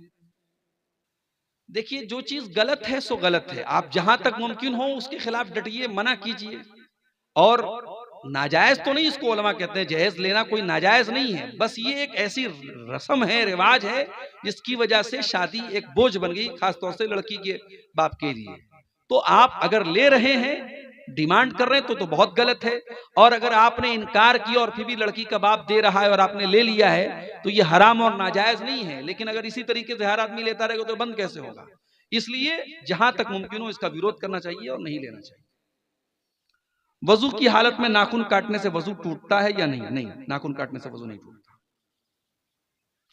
मियां बीवी पूरे नंगे हो करके आपस में मुलाकात कर सकते हैं? कर सकते हैं, कोई हर्ज की बात नहीं है। लेकिन पर्दे का एहतमाम का तकाजा यह है कि इंसान मुकम्मल तरीके से बिल्कुल बेलिबास में हो। इंसान अगर अपने हाथों से, आजकल जैसे बाज नौजवानों में जो बुराई एक बड़ी आमतौर से पाई जाती है, अपने हाथों से वो जो गलत काम करते हैं, उसके बारे में सवाल किया, उसका कफ़ारा क्या है? उसका कोई कफ़ारा नहीं है। इंसान अल्लाह ताला से तौबा इस्तिग़फ़ार करे और आइंदा इस काम के न करने का पक्का इरादा करे, बस यही इसका कफ़ारा है। दाढ़ी का साइज बनाना कैसा है? जैसे दाढ़ी का छीलना गलत और हराम है, दाढ़ी का साइज बनाना भी गलत है। दोनों बराबर नहीं है। जो एकदम दाढ़ी नहीं रखता वो ज्यादा बड़ा गुनाह कर रहा है, लेकिन जो दाढ़ी को यानी सेटिंग कर रहा है और छोटी कर रहा है, तो वो भी गलत कर रहा है। अल्लाह के नबी से दाढ़ी के सिलसिले में जो हदीस मिलती है वो कि दाढ़ी को उसके हाल पे छोड़ दिया जाए। नमाज की हालत में उंगली चटकाना कैसा है? गलत है, मना किया गया हदीस में। एक रकात वाली वित्र की नमाज में सूरह फातिहा के बाद कितनी सूरत पढ़नी चाहिए और कौन कौन सी? सूरह फातिहा के बाद आप कोई भी सूरत पढ़ सकते हैं। एक रकात वाली वित्र में बेहतर है कि आप सूरह इखलास पढ़ लें, कुल हुवल्लाहु अहद, जो अल्लाह के नबी तीसरी रकात में पढ़ते थे, वही एक रकात में आप वही पढ़ लीजिए। और आपको इख्तियार है, आप चाहें तो उसके अलावा भी कोई सूरत पढ़ सकते हैं। वजू करने के बाद शर्मगाह देखने से वजू टूटता है या नहीं? शर्मगाह देखने से वजू नहीं टूटता है। शर्मगाह को बगैर कपड़े के हाथ लगाने से वजू टूटता है। अगर डायरेक्टली कोई शर्मगाह को हाथ लगाएगा तो उसका वजू टूट जाएगा। क्या फर्ज नमाज के बाद या पहले सुन्नतें नहीं पढ़ने से गुनाह होगा? गुनाह तो नहीं होगा। फर्ज तो इंसान के ऊपर जो फर्ज नमाजें वही हैं, लेकिन सुन्नतें जो अल्लाह के नबी पाबंदी से पढ़ते, इसको हम सुन्नतें मुअक्कदा कहते हैं, अगर ये इंसान इसको लगातार छोड़ेगा तो ये अल्लाह के रसूल की मोहब्बत के खिलाफ है, आपकी सुन्नत पर अमल के खिलाफ है। अगर आपको नबी से मोहब्बत है तो नबी की सुन्नतों से भी मोहब्बत होनी चाहिए। और जिन चीजों को अल्लाह के नबी ने पाबंदी से किया है उनको हमें पाबंदी से करना चाहिए। इसलिए सुन्नते रवातिब जो हैं, जो सुन्नतें जिनको हम कहते हैं, उनको नहीं छोड़ना चाहिए। क्या कब्रिस्तान में जाके माँ बाप के लिए दुआ करना जायज है? बिल्कुल जायज है। मगर कोई दिन मत मुतय्यन कीजिए, कोई टाइम मत फिक्स कीजिए। आप कभी भी कब्र पे जाके दुआ कर सकते हैं। और हाँ, कब्रस्तान जाकर के दुआ करना जरूरी नहीं, आप घर में बैठ के भी दुआ कर सकते हैं, मस्जिद में बैठ के भी दुआ कर सकते हैं।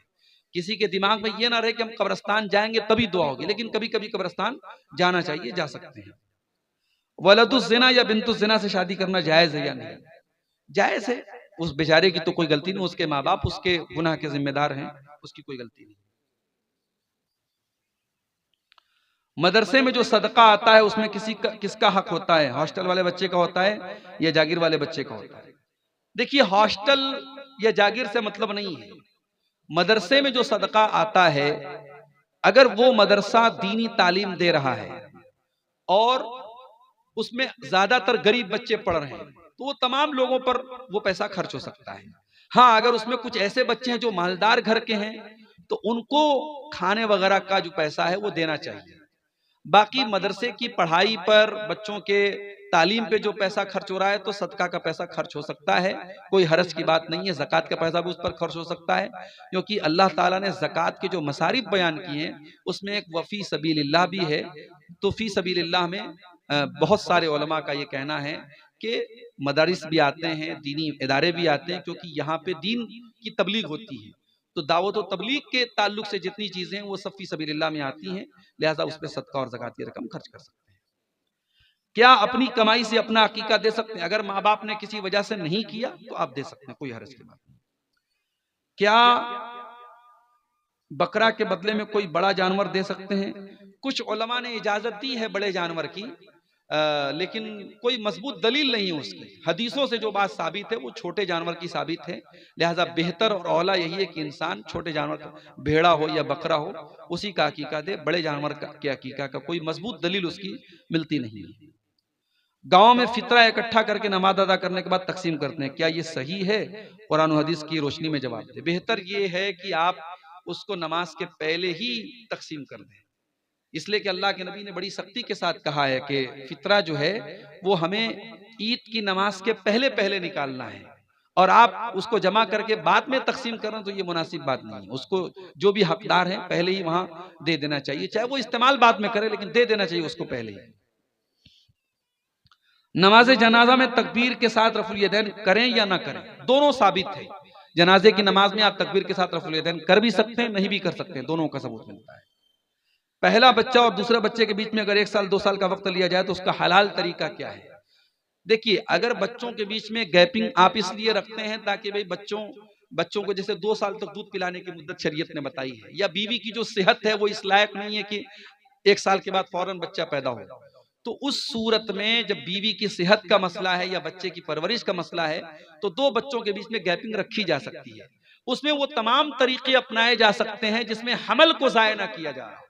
अगर हमल प्रेगनेंसी होने के बाद, गर्भ धारण होने के बाद उसको डिस्ट्रॉय किया जाता है तो वो गुनाह है, हराम है। उसके पहले के जो प्रोसेस हैं, आप लोग समझदार हैं, डॉक्टरों से मिल करके मशवरा करके आप उस पर अमल कर सकते हैं, उसमें कोई हर्ज की बात नहीं है। लेकिन कोई परमानेंट तरीका, जैसे नसबंदी होती है परमानेंट, वो हमेशा के लिए बच्चा बंद हो जाता है, तो वो चीज कराना जायज नहीं है। इल्ला ये कि औरत बहुत क्रिटिकल सिचुएशन में हो, डॉक्टरों ने कह दिया हो कि अब आगे अगर बच्चा होगा तो इसकी जान को खतरा है, तो उस सूरत में ऑपरेशन वगैरह कराया जा सकता है। कब्रिस्तान में जूता पहन करके नमाज क्या है? नमाज या मिट्टी देने जाना कैसा है? जा सकते हैं। अल्लाह के रसूल के दौर में लोग जूता पहन के कब्रिस्तान में जाते थे, लेकिन जूता पहनकर कब्र पे चलना ये मुनासिब बात नहीं। अगर आपके कब्रिस्तान में कब्र और बीच का रास्ता अलग अलग नहीं है तो बचना चाहिए। कब्र के ऊपर अल्लाह के नबी ने मुर्दों का भी वैसे एहतराम करने का हुक्म दिया है जैसे जिंदों का एहतराम करना है। तो किसी की कब्र पे आप जूता पहन के चलें, ये मुनासिब बात नहीं है। तो या तो कब्रिस्तान में चलने का रास्ता अलग हो, और रास्ता अलग नहीं तो जूता पहन के जाने से बचना चाहिए, लेकिन जूता पहन के जाना जायज है। और अगर जूता पहन के आप नमाज पढ़ते हैं जनाजे की, तो नमाज भी पढ़ सकते हैं। बाज लोग क्या करते हैं, जनाजे की नमाज जब पढ़ते हैं तो जूता उतार के उसके ऊपर खड़े होकर पढ़ते हैं, तो वो बेवकूफी है, उसकी कोई जरूरत नहीं है। हाँ, अगर जूते में कोई गंदगी लगी है तो उसको जमीन पे आप रगड़ लीजिए, साफ हो जाएगा, आप जूते को पहन के नमाज पढ़ सकते हैं। अगर बीवी को मजाक में या गुस्से में कहे कि तुझको तलाक दे दिया, तो क्या तलाक पड़ जाएगी? हो जाएगी तलाक। गुस्से में या मजाक में भी तलाक देने से तलाक हो जाएगी, लेकिन जैसा कि मैंने कहा कि एक बार में एक ही तलाक होगी। ठीक है, हो गए सारे सवाल। चलिए, अल्लाह ताला हम सबको नेक अमल अच्छी समझ की तौफीक अता फरमाए। रब्बुल आलमीन हमें कहने सुने।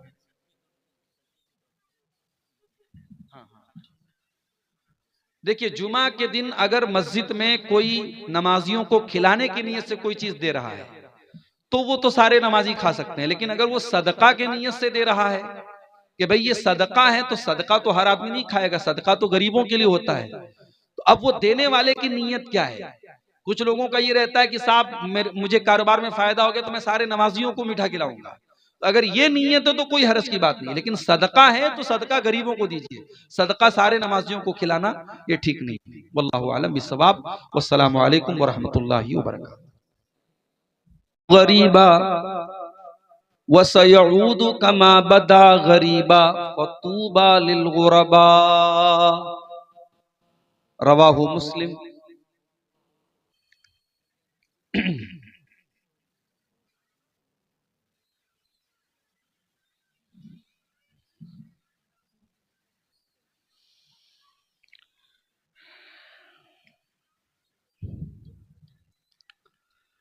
दिल के दरिया की रवानी में है वो बात कहाँ। दिल के दरिया की रवानी में है वो बात कहाँ। वो ताल्लुक वो मोहब्बत है वो जज्बात कहाँ। कौन कहता है कि अब बात नहीं होती है। कौन कहता है कि अब बात नहीं होती है। बात होती है मगर बात में वो बात कहाँ। बात होती है मगर बात में वो बात कहाँ। लोग हंस कर के गले अब भी तो मिल। लोग हंस कर के गले अब भी मिला करते हैं। लोग हंस कर के गले अब भी मिला करते हैं।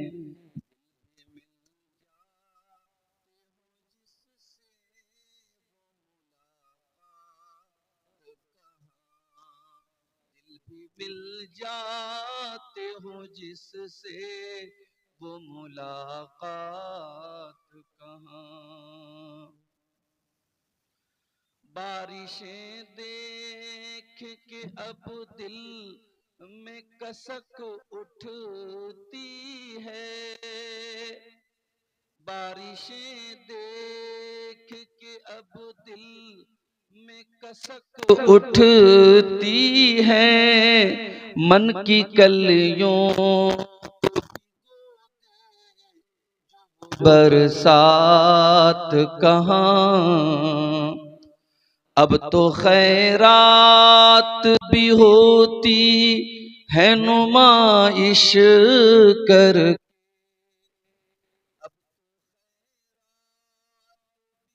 होती है नुमाइश करके। जो इबादत को छुपा लेती है वो रात कहाँ। आजकल एक डिबेट बड़ा वायरल हुआ था मुफ्ती शमाइल नदवी और जावेद अख्तर के बीच में। और जावेद अख्तर जो एक मुसलमान खानदान से उनका ताल्लुक है और वो अल्लाह को नहीं मानता है। वो इंसान वो कहता है कि इस दुनिया का कोई रब नहीं है, कोई बनाने वाला नहीं है। उस पर ये शेर मैंने लिखा, आह तू रब पे सवाला तो उठाता है बशर।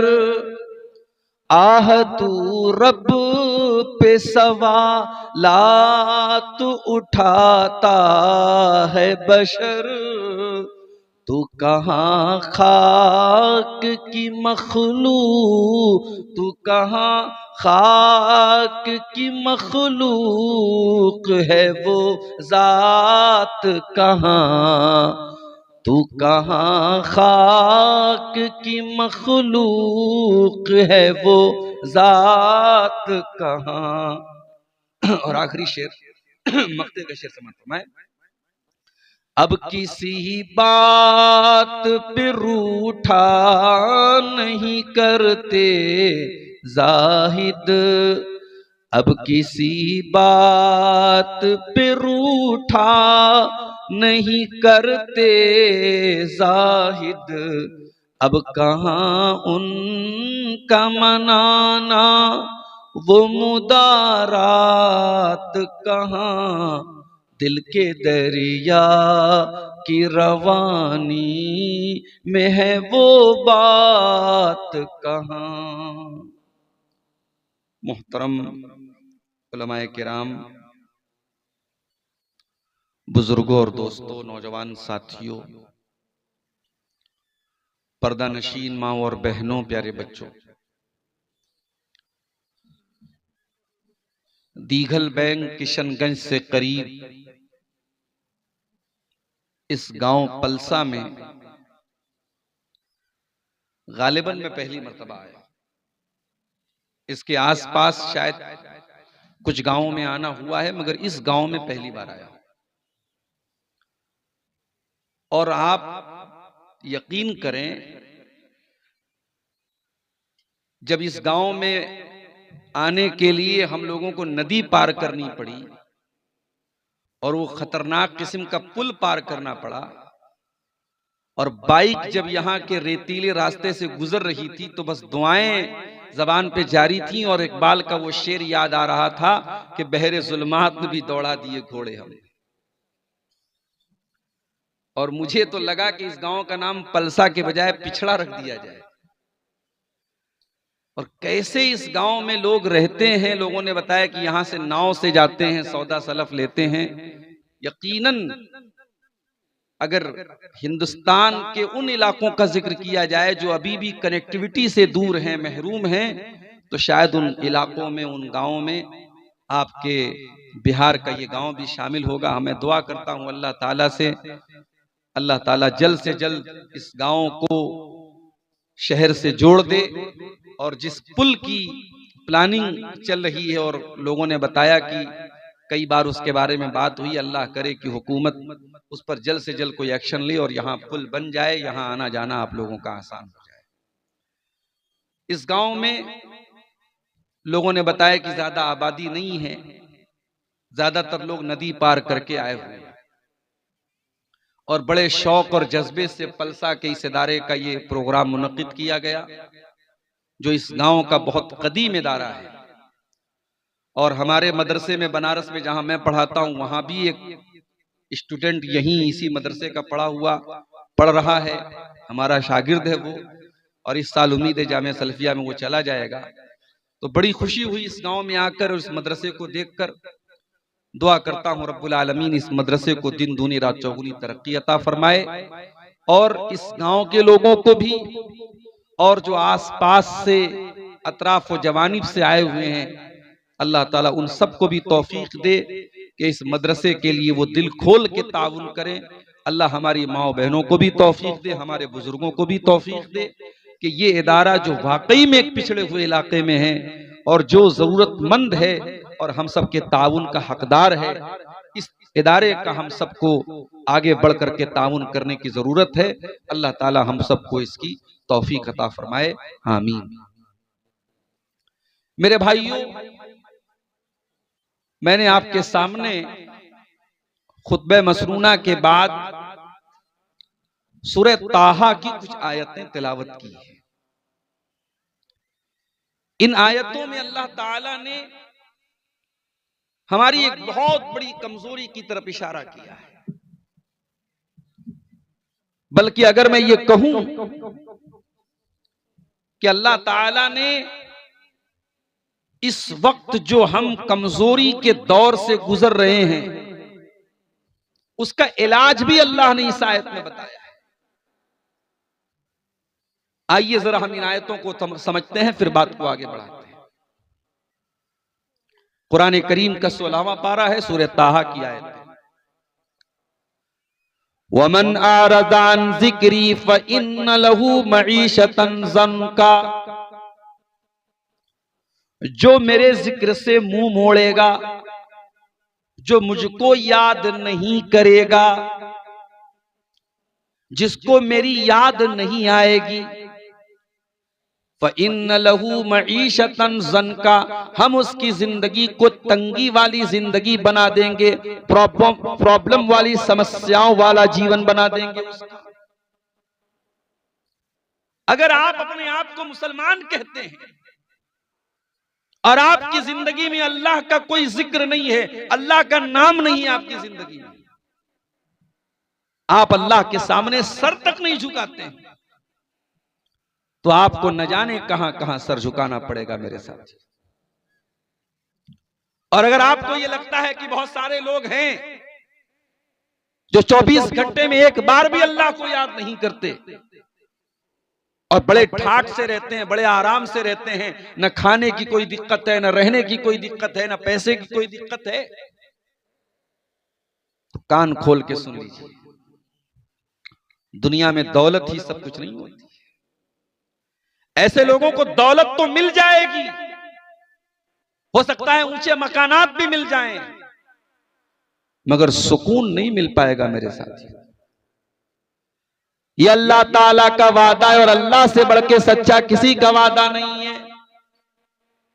वमन अस्दक़ु मिनल्लाहि हदीसा, अल्लाह से बढ़ के सच्ची किसी की बात नहीं है। और अल्लाह कह रहा है कि वमन आरद अन ज़िक्री फ़इन्न लहू मईशतन ज़न्का, जो मेरे जिक्र से मुंह मोड़ेगा, हम उसकी जिंदगी को अजीरन बना देंगे, उसकी जिंदगी को परेशानी वाली जिंदगी बना देंगे,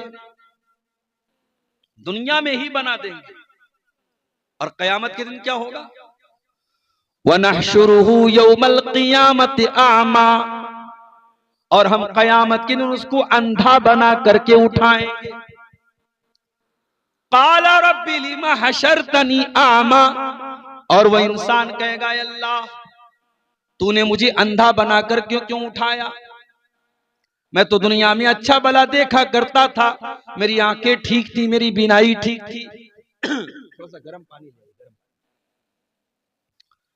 क़ाला रब्बी लिमा हशरतनी आमा, ऐ अल्लाह तूने मुझको अंधा बना करके क्यों उठाया? क़ाला कज़ालिका अततका आयातुना, अल्लाह फरमाएगा मेरे बंदे मेरी आयतें तेरे पास आती रही, फनसीतहा, और मेरी आयतों को देख करके भी तू अनदेखा कर दिया करता था, तू अंधा बन जाया करता था, तू बहरा बन जाया करता था।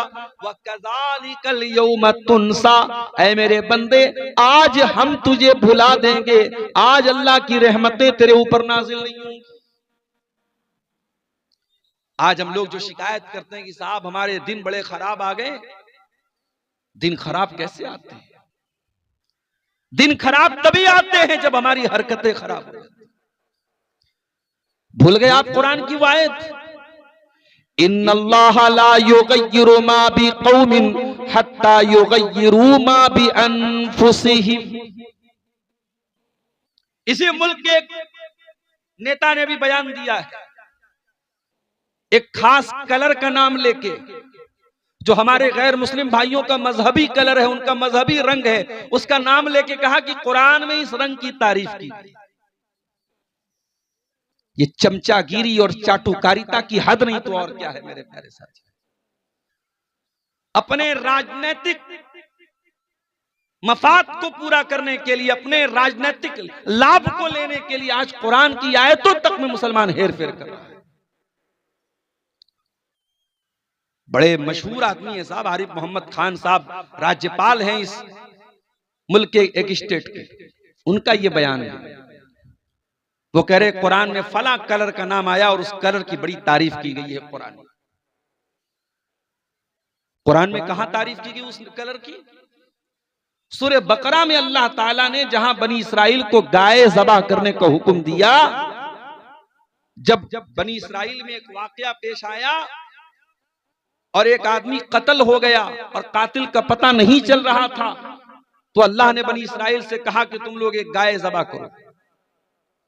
तो बनी इसराइल के लोगों की आदत थी वो बाल में खाल निकालते, जैसे हमारे यहां कुछ लोगों की आदत होती है, उनको शरीयत का कोई मसला बता दो तो बाल की खाल निकालते हैं। बाल की खाल मत निकालो।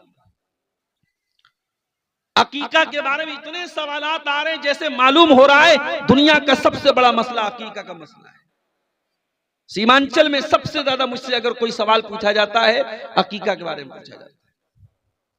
नमाज के बारे में तो आपने नहीं पूछा कि नमाज हम छोड़ रहे हैं, हमारी नमाज का क्या होगा। जुमा की नमाज, इसी सीमांचल के इलाके में कई मरतबा जुमा मैंने पढ़ाया। अगर 12 बजे जुमा की का खुतबा शुरू हो रहा है, 12:30 बजे अकड़ाते मकड़ाते लोग जो है कुर्ता पहन करके चले आ रहे हैं मस्जिद में। आपकी नजर में जुमा की कोई वैल्यू ही नहीं, जुमा की कोई अहमियत ही नहीं है आपकी नजर में। इमाम बेचारा खुतबा दे रहा है आधा घंटा 40 मिनट का, वो 40 मिनट भी आप देना नहीं चाहते हैं मेरे प्यारे साथियों जुमा की। और 99% सीमांचल की अहले हदीस मस्जिदों में औरतों के लिए जुमा की नमाज में कोई इंतजाम नहीं। मैं बार बार ये बात कह रहा हूं, ये बहुत बड़ी कमी है आपके इलाके में। और अगर शेरशाहबादी कौम को और आपको अपनी कौम को अगर तालीम से जोड़ना है, अपनी लड़कियों को गलत रास्ते पे जाने से बचाना है, अपनी कौम की बेटियों को इर्तिदाद से बचाना है, तो माफ कीजिएगा ये मेले ठेले वाले जलसों से सिर्फ काम नहीं बनेगा मेरे साथ। सबसे पहला काम आपको क्या करना पड़ेगा, अपने जुमा के खुतबे के निजाम को मजबूत बनाना। किसी मस्जिद में मैं जुमा पढ़ाने गया, छोटा सा बिल्कुल मिंबर रखा हुआ है, बच्चों के जैसा मिंबर, न माइक ढंग का है, न जुमा सुनने का कोई शौक है। 12 बजे में, हालांकि पहले से ऐलान हुआ है कि अब्दुल गफ्फार साहब आ रहे हैं, जलसे में बहुत भीड़ आती है जुमा में। 12 बजे खुतबा शुरू हो रहा है, 12:30 बजे 12:15 बजे लोग आना शुरू कर रहे हैं। वजह क्या है? कोई शौक नहीं है, कोई जज्बा नहीं है। जबकि हमारे समाज को बदलने के लिए ये जुमा का खुतबा बहुत बड़ा सेटअप है मेरे प्यारे साहब। जलसे में आप आते हैं, कोई उधर सड़क पर खेल रहा है, कोई वहां जा रहा है, लेकिन जुमा का खुतबा एक ऐसी जगह होती है सारे लोग मस्जिद में सुकून के साथ वजू करके आते हैं। वहां जितने अटेंशन के साथ, जितनी तवज्जो के साथ, जितने ध्यान से जुमा का खुतबा सुन लेंगे, वो जलसे की तकरीर नहीं सुन सकते। और जलसे में आप 1.5 घंटा 2 घंटा तकरीर करवाते हैं, उसमें एक टॉपिक पर बात भी नहीं हो पाएगी। जुमा के खुतबे में अगर अच्छा मुकर्रिर है, अच्छी तैयारी करके आया है, आधा घंटा 40 मिनट एक मौजू पर, एक टॉपिक पर बात करेगा। तो सीमांचल के हालात को अगर बदलना है, गांव के हालात को बदलना है, तो मैं बहुत अहम बात आपको बता रहा हूं, अपनी मस्जिदों में जुमा का सेटअप सही कीजिए। अच्छा खतीब जो अच्छी तकरीर कर रहा हो, अच्छा बयान दे रहा हो, उसको खतीब बनाइए अपने गांव की मस्जिद का, जो तैयारी करके खुतबा दे। और उसके बाद अल्लाह ताला ने अगर आपको नवाजा है, और यकीनन नवाजा है, अगर आप अपना घर बना सकते हैं तो मस्जिदों में लेडीज का इंतजाम भी आप कर सकते हैं। आप लेडीज का इंतजाम कीजिए, पर्दे के साथ, उनकी अलग एंट्री हो, अलग दरवाजा हो, वो आए और जुमा की नमाज में जरूर वो शामिल हो, जुमा के खुतबे में जरूर हो। अल्लाह के नबी के दौर में एक औरतें अल्लाह के रसूल के पास आती हैं और कहती हैं, गलबना अलैका रिजाल, अय अल्लाह के नबी, मर्द हजरात तो बाजी मार ले गए। आपकी सारी तकरीर तो मर्दों के बीच में होती हैं, आप तो मर्दों को अपनी बातें सुनाते हैं। अय अल्लाह के नबी, हम औरतों की क्या गलती है? हमको दीन नहीं मिल रहा है, हमको दीन नहीं सुनाया जा रहा है। आपने फरमाया, क्या चाहती हो? कहा, अल्लाह के नबी, हफ्ते में एक दिन तो आप औरतों को खास तौर से नसीहत कीजिए। आपने हफ्ते का एक दिन मुकर्रर किया और नबी के दौर की औरतें उस एक दिन में अल्लाह के रसूल के पास आती थी और अल्लाह के नबी औरतों के लिए स्पेशल तकरीर करते थे, खुतबा देते थे, उनको समझाते थे, उनको नसीहत करते थे। और यहां तक कि जब आपने उस तकरीर में सदका और खैरात की फजीलत बयान की, अल्लाह की राह में दान करने की फजीलत बयान की, तो कई औरतों ने अपने कान के और अपने गले के जेवरात उतार के दे दिए अल्लाह की राह में। औरत आज भी अगर मेहनत की जाए, कोशिश की जाए, तो मर्दों से ज्यादा उसके अंदर दीन की तड़प और मोहब्बत होती है मेरे प्यारे साथी। लेकिन आपने अपनी औरतों को दूर करके रखा है, आपने अपनी औरतों को दीन से दूर करके रखा है। और यही वजह है कि आज हालात इतने बेकाबू हो चुके हैं। आज ज़िनाकारी के वाकयात इस कदर हो रहे हैं कि अल्लाह की पनाह है मेरे प्यारे साथी। मेरे पास फोन आता है, मौलाना हमारे यहाँ एक लड़का लड़की ने ज़िना कर लिया, क्या किया जाए? कोई इस्लामी कानून तो है नहीं। तो कहीं कहीं लोगों ने बताया कि उसको 10 डंडा मार देते हैं, 10 डंडा मार देते हैं, ये सोच करके कि चलो भाई इस्लाम में 100 कोड़े की सजा है, हमारा एक डंडा 10 कोड़े के बराबर, 10 डंडा मार दिया 100 कोड़ा हो गया। अजीब मंतीक है भाई। और फिर वो 10 डंडा मारने के बाद आपको ये लगता है कि जिना नहीं होगा। जिना को अगर रोकना है मेरे प्यारे साथियों, मैं बार बार अपनी तकरीरों में कहता हूं, आपको निकाह को आसान करना पड़ेगा। अपने समाज के बच्चों को मोबाइल से बचाना होगा। ये 5 साल से लेकर के बच्चों से लेकर 50 साल के बूढ़े तक के हाथ में मोबाइल है, इंटरनेट फ्री है, इंटरनेट आम है, और ज़िनाकारी और बदकारी से रिलेटेड तमाम चीजें लोगों के मोबाइल की स्क्रीनों पर पहुंच रही हैं। कहां से रोकेंगे आप इस सैलाब को? कहां से रोकेंगे इस तूफान को? अल्लाह के प्यारे नबी फरमाते हैं, लईनानि ज़िनाहु मन नजर, आंखों का ज़िना गलत चीजों को देखना है। वलुज़नानि ज़िनाहु मल इस्तिमा, कानों का ज़िना गलत चीजों को सुनना है। वल्लिसानु ज़िनाहुल कलाम, और जबान का ज़िना गंदी चीजों को मुंह से निकालना है। वल यदु ज़िनाहुल बत्शु, और हाथ का ज़िना गलत चीजों को टच करना है। वर्रिजलु ज़िनाहुल खुता, और पैरों का ज़िना गलत चीजों की तरफ चल के जाना है। वल कल्बु यहवा व यतमन्ना, और इंसान के दिल में गलत काम की ख्वाहिशात पैदा होती हैं, गलत ख्यालात पैदा होते हैं। वल फर्जु युसद्दिकु ज़ालिका व युकज़्ज़िबुहु, और इंसान की शर्मगाह या तो उसकी तस्दीक कर देती है या तकज़ीब कर देती है। ज़िनाकारी के बढ़ते हुए रुझान की एक बहुत बड़ी वजह मेरे प्यारे साथियों, हमारा अपने कानों पर कंट्रोल करना नहीं है। आजकल मोबाइल से क्या क्या सुना जा रहा है। अभी मैं ट्रेन में आ रहा था, 2-4 लड़कियां, वो कोई गाना आया है, उस गाने की म्यूजिक मोबाइल में बड़े बड़े स्पीकर में बजा के, चश्मा पहन के सब सेल्फी ले रही हैं, स्नैपचैट बना रही हैं। मैं चुपचाप से नजर झुका के बैठा हूं, क्या बोलूं भाई। जो चीज ना ट्रेंड में आ जाए, जो चीज ना वायरल हो जाए, लोग उसी के पीछे दीवाने हो जाते हैं। ये गाने बजाने और म्यूजिक ये कोई नई चीज नहीं है मेरे साथ। अल्लाह ने इब्लीस को जब छूट दी थी तो इस बात की भी छूट दी थी, वस्तफ़्ज़िज़ मन इस्तताअत मिनहुम बिसौतिक, ऐ इब्लीस तू अपनी आवाज के जरिए मेरे बंदों में से जिसको चाहेगा तू गुमराह कर सकता है, मैं तुझको छूट दे रहा हूं। वअजलिब अलैहिम बिखैलिका व रजलिका, और ऐ इब्लीस मेरे बंदों के लिए तू अपने चेलों चपेड़ों को लगा दे। वो पैदल चल करके भी मेरे बंदों को गुमराह करने की कोशिश करेंगे, वो सवार हो करके भी मेरे बंदों को गुमराह करने की कोशिश करेंगे। शैतान के चेले 2 टाइप के होते हैं, एक पैदल होते हैं, एक सवार होते हैं। पैदल और सवार का मतलब समझते हैं आप? मतलब ये हुआ कि शैतान का हमला 2 टाइप का होता है। एक बहुत फास्ट होता है, जो कमजोर ईमान वाला होता है शैतान उस पर फास्ट हमला करता है, और जो मजबूत ईमान वाला होता है शैतान उसको स्लोली स्लोली स्लोली स्लोली धीरे धीरे, जैसे आदमी पैदल चलता है। जैसे हम लोग पुल पार करके आए, बाइक पर बैठ के आए, कुछ लोग बेचारे डर रहे तो पैदल पुल पार कर रहे, तो पैदल वाला देर में पहुंचेगा, तो शैतान के जो चेले हैं वो कुछ पैदल भी हैं, कुछ सवार पर भी हैं। अल्लाह ने दोनों की छूट दे दी, जा तू अपने सवारों के जरिए भी मेरे बंदों को गुमराह कर सकता है, अपने पैदल चेलों के जरिए भी मेरे बंदों को गुमराह कर सकता है। वशारिकुहुम फिल अमवाली वल औलाद, और ऐ शैतान तू मेरे बंदों के माल में शरीक हो जा, उनकी औलाद में शरीक हो जा। शैतान हमारे माल में कैसे शरीक होता है? हम हलाल कमाई के साथ साथ जब हराम कमाई करने लगे, जब गेमिंग का पैसा हमारे पास आने लगे, जब ड्रीम 11 का पैसा हमारे घर में आने लगे, जब हराम तरीके के सट्टे के पैसे, जुआ के पैसे, सूद के पैसे हमारे घर में आने लगे, तो शैतान हमारे माल में शामिल हो जाता है। और औलाद में कैसे शामिल होता है?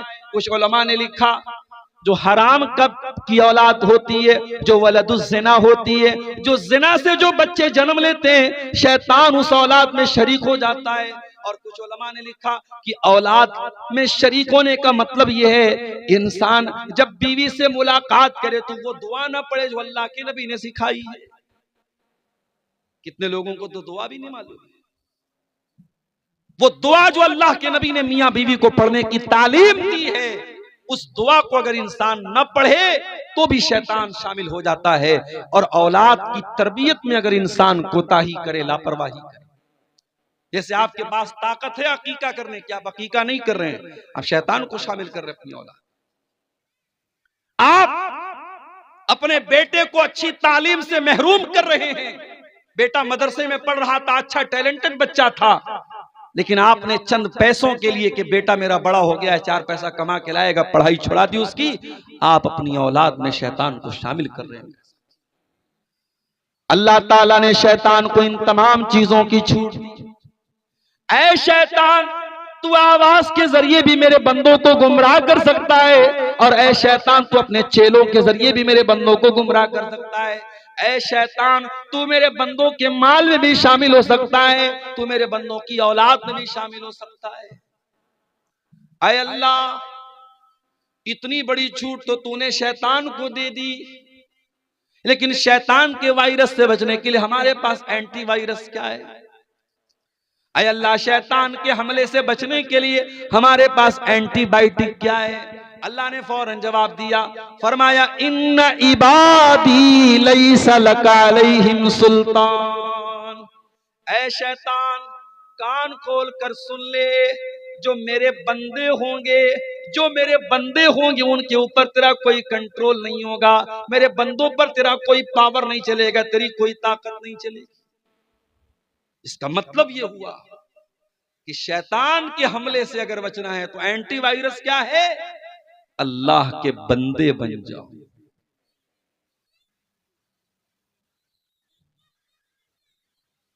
कहां गरम का? अल्लाह के बंदे बन जाओ। बंदे कैसे बनोगे अल्लाह के?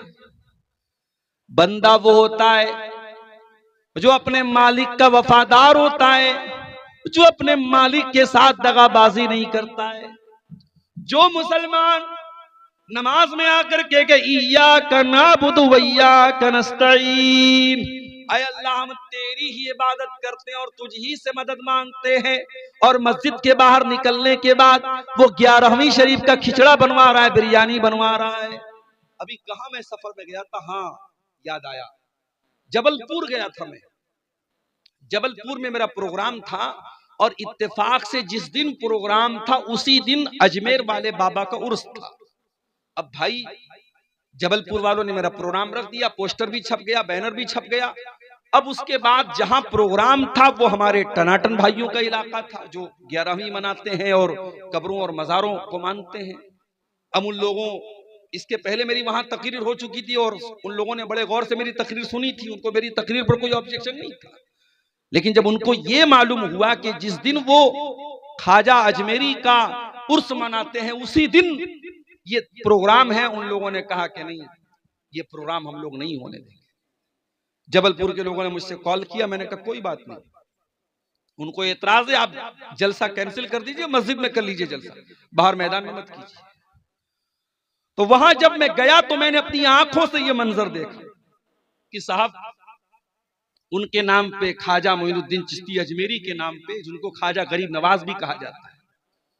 आप लोगों के यहाँ भी कहीं कहीं देखेंगे दुकानों का नाम लिखा जाता है KGN mobile shop, KGN biryani centre. तो केजीएन का मतलब क्या होता है? ख्वाजा गरीब नवाज। मैं एक मरतबा गुलबर्गा गया था, वहां एक भाई ने बड़ा अच्छा इसका मतलब बताया। उसने कहा केजीएन का मतलब होता है कोई गारंटी नहीं। भाई जिसको अल्लाह पर यकीन है उसकी कोई गारंटी नहीं है। तो ये केजीएन लिखते ख्वाजा गरीब नवाज। किसको मानते हैं गरीब नवाज? हिंदुस्तान के एक बहुत बड़े पीर को, एक अल्लाह के वली को, जिनका नाम ख्वाजा मोइनुद्दीन चिश्ती अजमेरी है रहमतुल्लाह अलैह, जिनकी कब्र जो है वो अजमेर में है। और कितने मुसलमान हैं पूरी फैमिली के साथ, जैसे हज करने जाया जाता है, जैसे उम्रा करने जाते हैं, वैसे आप हमारे बनारस में और बिहार के बहुत सारे इलाकों में आप देखिए पूरी पूरी बस भर के जाते हैं, अजमेर बाबा के दरबार में जाते हैं। और वहां मैं तो गया नहीं हूं, अजमेर से गुजरा हूं, लेकिन मजार पे नहीं गया हूं। वहां लोगों ने बताया जन्नती दरवाजा भी है, एक दरवाजा भी लगा है, उसमें अकीदा यह है कि इस दरवाजे से जो गुजर जाएगा वो जन्नत में चला जाएगा। आए अजमेर में नकली जन्नती दरवाजा बनाने वालों, तुम जनाब मोहम्मद रसूलुल्लाह से बढ़ के तो नहीं हो गए। अल्लाह के प्यारे नबी तो कोई जन्नती दरवाजा बना करके नहीं गए। हाँ, आपने ये जरूर कहा तमन आतानी दखलल जन्ना, जो मेरी इताअत करेगा वो जन्नत में जाएगा। वमन आसानी फकद अबा, और जो मेरी नाफरमानी करेगा वो इनकार कर रहा है जन्नत में जाने से। आपने तो जन्नत की गारंटी नहीं दी थी अपने साहबा को। हाँ, आपने यहां तक फरमाया कि ऐ मेरी बेटी फातिमा तू कान खोल करके सुन ले, या सफिया बिन्त अब्दुल मुत्तलिब, ऐ मेरी फूफी सफिया तुम भी कान खोल करके सुन लो। या अब्बास अपने अब्दुल मुत्तलिब, ऐ अब्बास ऐ मेरे चचा तुम भी कान खोल करके सुन लो। ऐ मेरे खानदान के लोगों, ऐ मेरे कबीले के लोगों तुम कान खोल करके सुन लो। अनक़िज़ू अनफुसकुम मिनन नार, अपने आप को जहन्नम की आग से बचा लो। फ़इन्नी ला उग़नी अन्कुम मिनल्लाहि शैया, मैं अल्लाह के अज़ाब के मुकाबले में तुम्हारी कोई मदद नहीं कर सकता। इस कायनात का आखिरी नबी अपनी बेटी से कह रहा है कि मैं तुम्हें अल्लाह के अज़ाब से नहीं बचा सकता। अपने चचा से कह रहा है कि मैं तुम्हें अल्लाह के अज़ाब से नहीं बचा सकता। और आज के ये लोग, इन्होंने जन्नती दरवाजे बना के रखे कि इस दरवाजे से जो गुजर जाएगा वो जन्नत में चला जाएगा। मुसलमानों, हमसे बड़ा दगाबाज और मक्कार कौन होगा? हमने अल्लाह ताला से जो वादा किया उस वादे को हमने तोड़ दिया है। इन्ना इबादी लैसा लका अलैहिम सुल्तान, अल्लाह ने शैतान से कहा था जो मेरे बंदे होंगे, जो हकीकत में मेरे बंदे होंगे, उनके ऊपर तेरा जोर नहीं चलेगा। हम तो शैतान के गुलाम बन गए। कोई शिर्क कर रहा है, कोई ज़िना कर रहा है, कोई चोरी कर रहा है, कोई बेईमानी कर रहा है, कोई भाई की जमीन पर कब्जा कर रहा है, कोई बहन की जायदाद खा रहा है। हम तो अपनी ख्वाहिशों के बंदे बन गए, हम तो रुपये पैसे के बंदे बन गए। हम अल्लाह के बंदे कहां बने मेरे प्यारे साथी? अल्लाह के बंदे बन जाओ, शैतान का कोई जोर नहीं चलेगा। तो ये जो नाच गाना और म्यूजिक है जिसके जरिए आज हम अपने कानों को लज्जत पहुंचा रहे हैं, ये भी शैतान की बहुत बड़ी चाल है। और समाज में जिना के फैलने की बहुत बड़ी वजह ये मोबाइल का गलत इस्तेमाल भी है मेरे घर। इस मोबाइल ने एक काम और किया, वो इस्लाम जो एक गैर मर्द औरत को तन्हाई इख्तियार करने से मना करता है।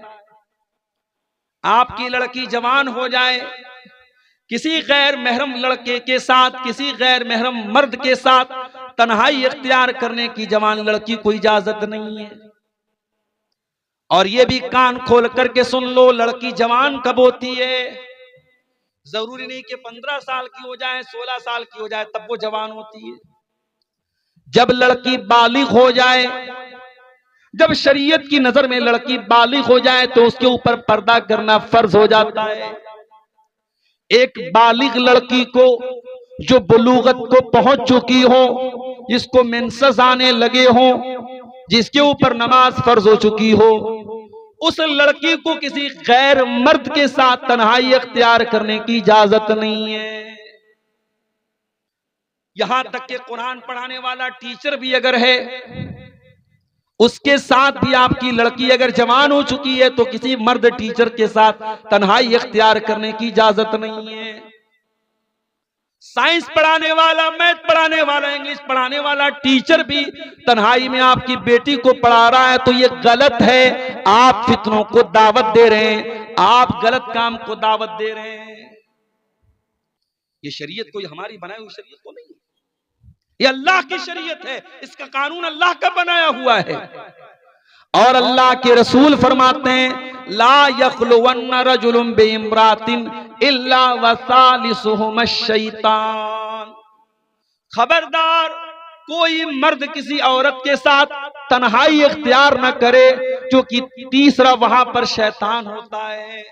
आप ये सोच रहे हैं आपकी लड़की तो आपके घर में सो रही है, अपने बिस्तर पे सो रही है।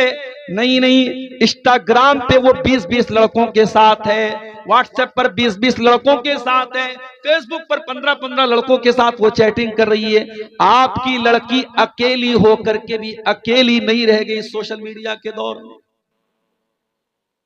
मेरे भाइयों, आज ये सोशल मीडिया हमारे समाज के नौजवानों को, लड़कों को, लड़कियों को हराम रिश्तों में और हराम रिलेशनशिप में इनको जोड़ रहा है, इनको बांध रहा है।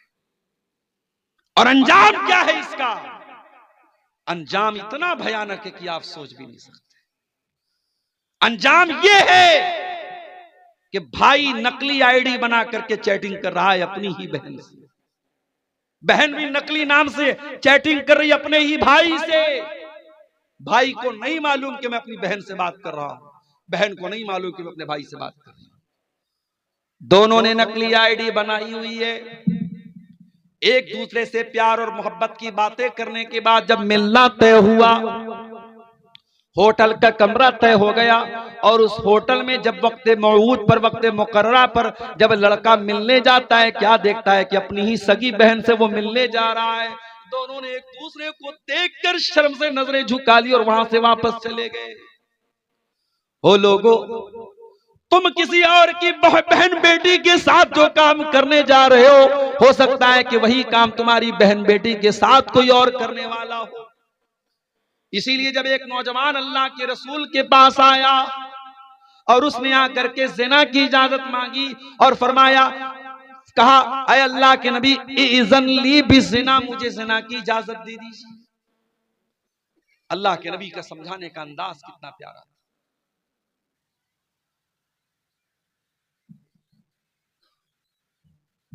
समझाने का अंदाज कितना प्यारा था अल्लाह के।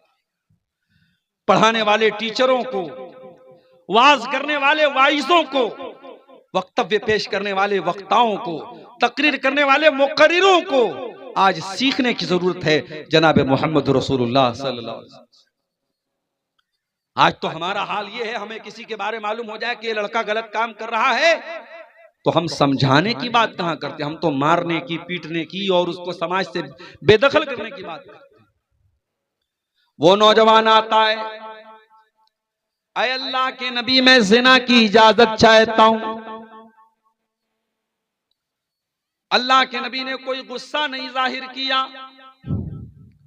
गौर करना, नबी का दौर है, सहाबा का दौर है, खुलेआम वो नौजवान आता और ज़िना की इजाजत मांग रहा है। अल्लाह के नबी अपने करीब उसको बुलाते हैं और एक ही सवाल पूछते हैं, तुहिब्बुहु लिउम्मिका, ये बताओ कि क्या तुम ये पसंद करोगे कि तुम्हारी मां के साथ ये हरकत की जाए? नौजवान कहता है, अय अल्लाह के नबी मेरी जान आपके ऊपर कुर्बान, मेरे माँ बाप आपके ऊपर कुर्बान, मैं क्या कोई भी अपनी मां के लिए ये काम पसंद नहीं करेगा। आपने पूछा तुहिब्बुहु लिउख्ती का, क्या तुम ये पसंद करोगे तुम्हारी बहन के साथ ये हरकत की जाए? अय अल्लाह के नबी मेरी जान आपके ऊपर कुर्बान हो, मैं क्या कोई भी अपनी बहन के लिए पसंद नहीं करेगा। आपने माँ का नाम लिया, आपने बहन का नाम लिया, आपने बेटी का नाम लिया, आपने फूफी का नाम लिया, आपने खाला का नाम लिया और इन सारे रिश्तों का नाम लेने के बाद आपने फरमाया कि ए नौजवान, जब तू ये नहीं चाहता है कि तेरी माँ के साथ ये हरकत हो, तेरी बेटी के साथ ये हरकत हो, तेरी बहन के साथ ये हरकत हो, तेरी फूफी के साथ ये हरकत हो, तेरी खाला के साथ ये हरकत हो, तो वलन्नासु युहिब्बूनहु, लोग भी नहीं पसंद करते। तुम ज़िना करोगे तो किसी न किसी की बहन होगी, किसी न किसी की बेटी होगी, किसी न किसी की खाला होगी, किसी न किसी की फूफी होगी। फिर अल्लाह के नबी ने बड़े प्यार से उस नौजवान के दिल पर, सीने पर हाथ रखा और दुआ की, अल्लाहुम्मा ग़फ़िर ज़ंबहु व तहिर क़ल्बहु व हस्सिन फ़र्जहु। ऐ अल्लाह, इस नौजवान के गुनाहों को तू बख्श दे, ऐ अल्लाह इसके दिल को पाक कर दे, ऐ अल्लाह इसकी शर्मगाह की हिफाजत फरमा दे। मुस्नद अहमद की सही रिवायत है, वो नौजवान वहां से चला जाता है और उस दिन के बाद से उस नौजवान के दिल में बुराई का ख्याल तक भी नहीं आता है। मेरे प्यारे साथियों, समाज को अगर गंदगी से बचाना है, समाज को ज़िनाकारी से बचाना है, तो ये सोच भी अपने अंदर डेवलप करनी पड़ेगी कि आज अगर हम किसी की बहन बेटी के साथ ये काम करेंगे तो कोई हमारे घर की दहलीज तक भी आएगा। इसीलिए अल्लाह जब कुरान में ज़िना का जिक्र करता है, फरमाता है वला तक़रबुज़्ज़िना, ऐ मेरे बंदो तुम ज़िना के करीब भी न जाना, इन्नहु काना फ़ाहिशतन व साअ सबीला, इसलिए कि ये बहुत गंदा काम और बहुत बुरा रास्ता है। अल्लाह ने ज़िना को रास्ता कहा है। उलमा ने लिखा है इस आयत की तफसीर में कि अल्लाह ने ज़िना को रास्ता इसीलिए कहा है कि रास्ते में कमिंग एंड गोइंग दोनों होता है, आवागमन होता है, आना और जाना दोनों होता है। अगर आप ज़िना के रास्ते पे चल के कहीं जा रहे हैं तो सेम उसी रूट पर से कोई आएगा भी। इसीलिए इंसान को ज़िना कारी और बदकारी का जब ख्याल आए तो ये चीज भी जरूर अपने दिल में सोचनी चाहिए। मैं यहां जब इस गांव में आया, मदरसे के ऑफिस में जब मैं पहुंचा तो वहां कैमरा लगा हुआ था। मैंने प्रिंसिपल साहब से पूछा, सरी साहब से पूछा कि भाई ये कैमरा लगा है, तो उन्होंने कहा कि हाँ। इतना पिछड़ा इलाका और गांव है मगर माशाअल्लाह टेक्नोलॉजी अच्छी है, वाईफाई भी लगा हुआ है, कैमरा भी लगा हुआ है। अब आप पूछिए कैमरा क्यों लगा है ऑफिस में या मदरसे में, कैमरा क्यों लगा है? तो जाहिर है कि हमारे पास एक ही जवाब है, ये कैमरा सिक्योरिटी के लिए लगा है। ये कैमरा इस बात के लिए लगा है कि कहीं कोई अपराधी अपराध करने के पहले सोच ले कैमरे में रिकॉर्ड हो रहा है, और कैमरा लगने के बाद वाकई में अपराध कम हो जाता है और जुर्म करने वाला मुजरिम वो डर जाता है कि नहीं साहब हमारा कैमरा सब रिकॉर्ड कर। अब तो माशाल्लाह कैमरे सब वाईफाई से जुड़े हैं। आप पलसा के रहने वाले हैं, आप दिल्ली में रहें, मुंबई में रहें, दुनिया के किसी कोने में चले जाएं, वाईफाई से आप अपने मोबाइल पर आप अगर वाईफाई लगा है कैमरे में तो आप नेट से पूरी दुनिया में। अभी हमारे एक दोस्त उमरा करने के बनारस के अपने मकान को वो खाली करके गए तो मकान में वो कैमरा लगा के गए हैं और घर में वाईफाई है। तो बता रहे मक्के और मदीने से हम नजर रख रहे कि हमारे घर में कौन आ रहा है कौन जा रहा है। तो मेरे प्यारे साथियों, ये कैमरा आज इंसान को अपराध से बचा रहा है। अगर दुनिया में इंसान का बनाया हुआ कैमरा अपराध से बचा सकता है तो अल्लाह ताला का कैमरा क्यों नहीं बचा सकता? दुनिया का कैमरा तो वाईफाई का मोहताज है, अल्लाह का कैमरा तो वाईफाई का मोहताज भी नहीं है। अल्लाह का कैमरा तो कभी खराब होने वाला भी नहीं है। मा यल्फिज़ु मिन क़ौलिन इल्ला लदैहि रक़ीबुन अतीद। अल्लाह का कैमरा तो ज़बान से निकलने वाले एक एक लफ्ज को रिकॉर्ड कर रहा है। इन्नहु अलीमुम बिज़ातिस सुदूर। अल्लाह का कैमरा तो दिल के अंदर चलने वाले ख्यालात को भी रिकॉर्ड कर रहा है। व इन्ना अलैकुम लहाफ़िज़ीन किरामन कातिबीन। अल्लाह की रिकॉर्डिंग करने वाले फरिश्ते सब कुछ रिकॉर्ड कर रहे हैं और जो कुछ हम कर रहे हैं वो सब रिकॉर्ड कर रहे हैं और कयामत के दिन वो रिकॉर्डिंग हमारे सामने पेश करें। दुनिया का कैमरा फेल भी हो सकता है, खराब भी हो सकता है, उसके अंदर की जो फाइल है वो डिलीट भी हो सकती है, मगर अल्लाह ताला का कैमरा तो ऐसा है